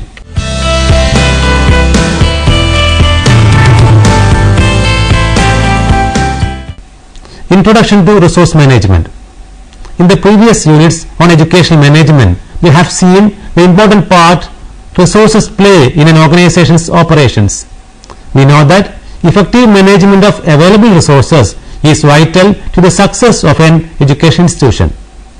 In this unit, we will discuss the various aspects of resource management, including the concept of resource management in education, human resource management, material and physical resource management, financial resource management, etc. The concept of resource management in education. Resource management in general can be defined as the efficient and effective deployment of available resources in an organization. As mentioned above, such resources include financial resources, inventories, human skills, production resources, or even information technology or IT. The educational management system borrows its concept from general management, business administration, public administration, and sociology. Hence, like in the other disciplines of management, the concept of resource management in education is also about the maximum utilization of the limited resource to achieve specific institutional goals within a stipulated time frame. The major challenges posed before an educational management is how to utilize the available limited funds, manpower, equipment, infrastructure and materials for effective impact on the students. As these resources are limited, their utilization demands skill and training, planning, supervision, coordination and control. We have seen these aspects of resource management in a unit on educational management. A well-structured education institution will have a well-defined resource management policy which is designed to guarantee that resources are never over-allocated. One of the widely used resource management techniques is resource leveling. It aims at smoothing the stock of resources available, reducing both excess inventories and shortages. Resource development is also a part of resource management. This means new resources can be maintained and brought into the organization at a low investment while keeping the already trained ones. Now let us discuss the various aspects of resource management in an educational institution in detail. Human resource management in educational institutions. It is human resource that determines the success and failure of any educational management in achieving the stipulated goals. Teachers, students and other employees of an education institution are considered as the human resource of an education institution, and teachers are the primary human resource of an education organization. And in this context, human resource management implies management of people employed to implement the plan, policies, programs formulated to achieve the pre-mediated goals. And in the context of education institutions, we can define human resource management as an organization component that deals with the establishment of procedures for the employment and payment of workers or staff. It is the arrangement of conditions which makes possible greater self-direction by staff in the performance of their duties. According to experts of management, an organization can't build product, it can only build people, and the men can build products and then the organization. If the people in an organization are led the right way, they can build and deliver quality products, helping the organization achieve its goals. Thus, in comparison to material and financial resources, it is the human resource that holds the topmost value in the context of management. Since education institutions develop the manpower needed for other sector, it is imperative for educational institutions to have a proper human resource management strategy in place. Human resource management strategies adopted by an education institution. Typically, for effective management of human resource, an educational institution has to follow the following strategies. Recruitment of teachers. Recruitment of teachers is an important aspect of human resource management in an education institution. The recruitment should be done through open advertisement or through the employment exchange, and the recruitment should be done through objective procedures. Allocation of job. Allocating the right portfolio to the right teacher is important. A job allocation must be done based on the competency of a teacher. A resource who is a subject matter expert of chemistry can't be asked to teach biology or mathematics. Thus, allocation of the right job is also another important human resource management strategy. Delegation of power. When assigning tasks and entrusting responsibilities to a resource, the management has to ensure that competent teachers are given competent profiles. If a teacher is given a task beyond or under his ability, the productivity will be less and a resource will be wasted. Providing guidance to teachers. Teachers should be given proper guidance to achieve the predetermined goals. Providing training. Training programs for freshers as well as experienced teachers are an integral part of an effective human resource management program. Only through proper training, the human resource can understand the demands of an organization. Teachers should be deputed for in-service training and refresher courses periodically. Motivating. Motivating teachers to attain the predetermined goal is another important aspect of an effective human resource management program. Through positive motivation, teachers can be encouraged to attain prescribed goals in a timely manner. Providing healthy working atmosphere. A healthy work culture should be maintained in the organization.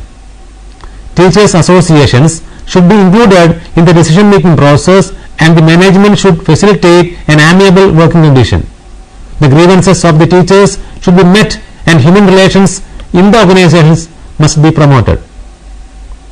Management should also develop a work culture, professional ethic and code of conduct among the teachers. Recognition and disciplinary measures. Teachers who display outstanding performances should be recognized.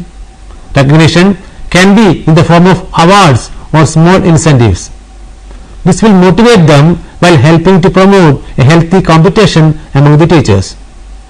Disciplinary actions must be also taken against teachers who fail to work along the desirable lines.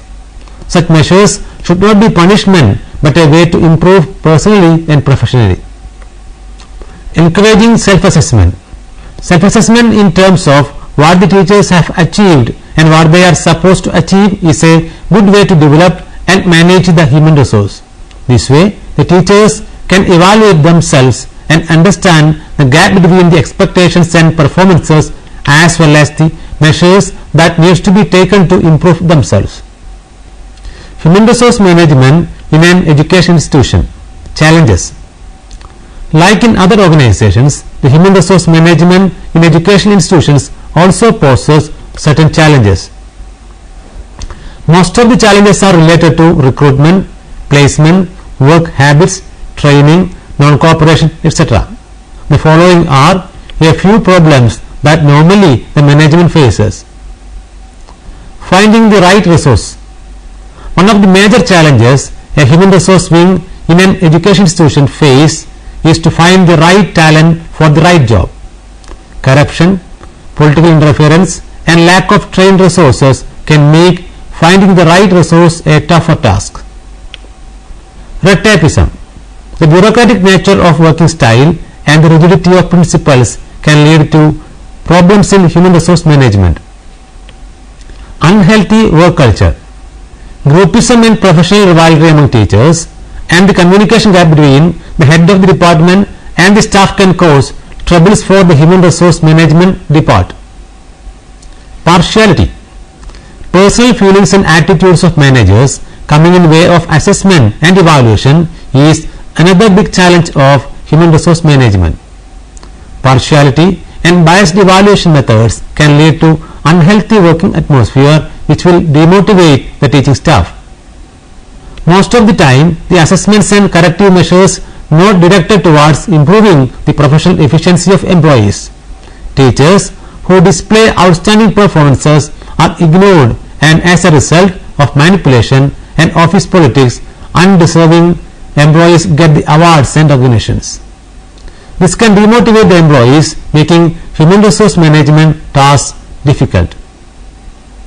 A well-managed human resource will be happy and happiness and job satisfaction will encourage the teachers and other staff to feel certain amount of commitment towards their job which will in turn increase the quality of the education. Management of material and physical resources in education institutions.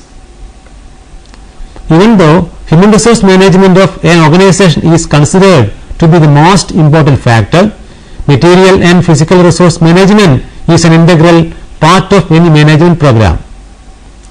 Physical and material management refer to components such as school building, laboratory, library, equipment, furniture and other teaching and learning materials. Material management is all about choosing, purchasing, maintaining and optimum use of materials as per needs. And material management can play a vital role in creating a healthy working atmosphere and hence aiding human resource management. Material and physical resource management strategies. For effective management of material and physical resources, the management should have the following strategies in place. Understanding the need for quality material. The management should understand and appreciate the need of having quality materials and equipment in place in order to improve the quality of teaching and learning. Qualitative performances of the employees depend hugely on the quality of the physical resources available in a school. From a good library to the latest technology that improves learning and teaching can be viewed as material resource. Maintenance. The management should take a stock of the inventory in the organization and should also examine the conditions of the physical resources available. Maintenance or replacement should be done periodically. A teacher or any other staff can be given the responsibility of maintenance. Proper maintenance is essential to avoid wastage and damages. Invitation for quotations. When purchasing physical resources, it is always better to call for quotations from various reputed firms. This way, the management gets to compare quality and rates of the resources. A comparative statement of the costs and quality should be presented before the purchase committee, helping the members take a decision that serves the best of the organization's interest. All purchases should be done based on the approval of the purchase committee, the requirement and the fund availability of the organization. Maintaining a stock register. It is important to keep a stock register as it will help to keep a track of the inventories purchased. The register should include price, purchase date, date of manufacture, etc. Optimum utilization of materials. Resource management is all about optimum use of all resources. So, it is important to ensure that the physical resources are used to their maximum, the right way, for the right purpose. Storage. Adequate and proper storage space should be ensured for the physical resources. The inventories should be checked periodically to ascertain the condition of the materials. Effective management of physical and material resources will enable education institutions to improve the quality of teaching and facilitate healthy professional atmosphere in the school. Management of financial resources. The optimum use of human and financial resources is vital to the success of an education institution. Financial resource provides the support that is needed to develop and maintain human and material resources. Financial management is a branch of studies that deal with various sources of income and expenditure. Financial resource is all about deciding expenditure priorities and allotting expenditure on priority areas. Financial resource management is very important for the management of human resource and materials. Various aspects of financial management. Financial resource management has various aspects. Let us discuss them in detail. Source of income. Studying source of income is on the top of the list of financial management. Education institutions normally receive income from the following sources. Government grants. Government grants are a major source of income for education institutions. They get income from both central and state government for different purposes such as salary, contingencies, programs, equipment, etc. The grants come under both plan and non-plan heads. Grants under plan heads are typically given for development activities, new schemes and programs that are designed for a specific period. Non-plan head grants are given for ongoing programs, and this type of grant is given based on the budget submitted by the education organization to the government and passed by the legislative assembly. Non-plan head grants are provided twice a year. Assistance from other agencies. Education institutions sometimes get funds in the forms of assistance from agencies such as NCERT, UNICEF and the World Bank. These funds are provided for certain projects and given through state governments. Local bodies. In order to facilitate effective management of education, local government bodies such as Panchayat Samiti, municipalities, corporations and NAC offer funds. Voluntary contributions. Voluntary contributions from parents, community members and corporate houses are the next major source of income for education institutions. The contributions are given to arrange programs, stipend and scholarships, etc. Endowments. Endowment income comes from charitable and religious organizations as well the institution's landed property. Fees. Education institutions collect fees from students as directed by the government. The fees include admission, tuition and fees for various other activities. Privately managed institutions are also entitled to collect fees for development activities. Other sources of income. Other sources of income include income from newspaper sales, income from sales of fruits and vegetables produced in the school garden and interest of bank deposit in the name of the school. Classification of expenditure. Education institutions classify their expenditure under various heads. The types of expenditure classification include expenditure on planned head and expenditure on non-planned head, recurring expenditure and non-recurring expenditure, direct expenditure and indirect expenditure. Expenditure on planned head and expenditure on non-planned head. All the expenses of an education institution can be broadly classified into expenditure on planned head and expenditure on non-planned head. As mentioned earlier, expenditure on planned head are the amounts spent for development activities such as building a new complex, seminar hall, new programs, etc. Expenditure under non-planned head include the money spent for ongoing activities, regular programs, maintenance, etc. Recurring expenditure and non-recurring expenditure. As the name suggests, recurring expenditure are the kinds of expenses that befall every year. This can include salary of the employees, office contingencies, electricity and phone bills, etc. Non-recurring expenditure which does not occur regularly every year can be new purchase of equipment for laboratory or library book purchase. Direct expenses and indirect expenses. This kind of direct expenses is more or less associated with organizations that are involved in production or trading and might not be relevant in terms of education institutions. Yet we can classify expenses such as wages, etc. in direct expenses. Indirect expenses are your non-operative expenses such as rent, taxes, interest paid, etc. Preparation of budget. Preparation of a carefully drafted financial budget for each year is much needed for the success of financial resource management. While preparing the budget, the person in charge should take into consideration the income and various expenditures that come under different heads. When preparing the budget, it is advised to call for proposals from various departments and consolidate them in the budget.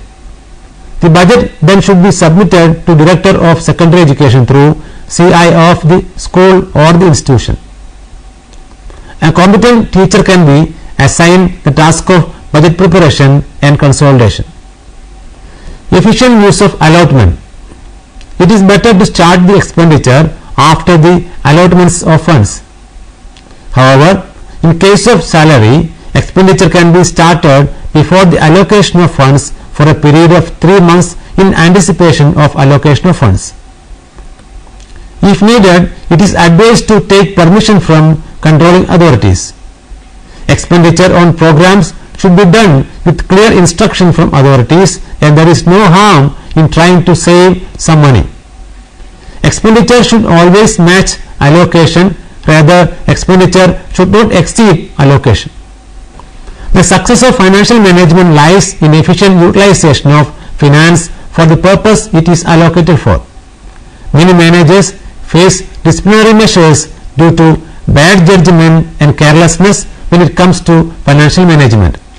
For the success of any education organization, effective management of human resource, material resource and financial resource is required. Only when all these resources managed well to support each other, an education institution can attain predetermined goals within the prescribed time frame. Let me summarize the session. In this unit, we have analyzed the importance of resource management. Resource management includes human resource management, physical and material resource management, and financial resource management. It is human resource that determines that success and failure of any education management in achieving the stipulated goals, and it involves recruiting, placement, evaluation of the employees' placement, etc. Human resource management also faces certain challenges such as finding the right resources, evaluation without bias, unhealthy work culture, lack of motivation, etc. Some of the human resource management strategies include hiring the right resource, training, recognition, motivation, and fostering a healthy work culture. The other important factor of resource management is material and physical resource management. This includes purchasing and maintaining the material resources. It also includes keeping the stock of inventory. The next point we have discussed in this unit is financial resource management. It includes budgeting and allocations of fund. We have also understood the different types of income and expenditure that normally incur in an education institution. The source of income includes government grants, donations, fund from local government bodies, etc. The expenditure can be classified under various heads such as non-PAN and PAN heads, recurring and non-recurring, and direct and indirect expenditure. We have also discussed how all these resources, if managed well, will contribute towards the improvement of learning and teaching. Now you can try to answer the questions given here. What are the challenges of human resource management? Why do educational organizations need physical resource management? Explain expenditure on planned head and expenditure on non-planned head. What are the major sources of income of an educational institution? What are the major classifications of income? Now you may go through the reference books listed here.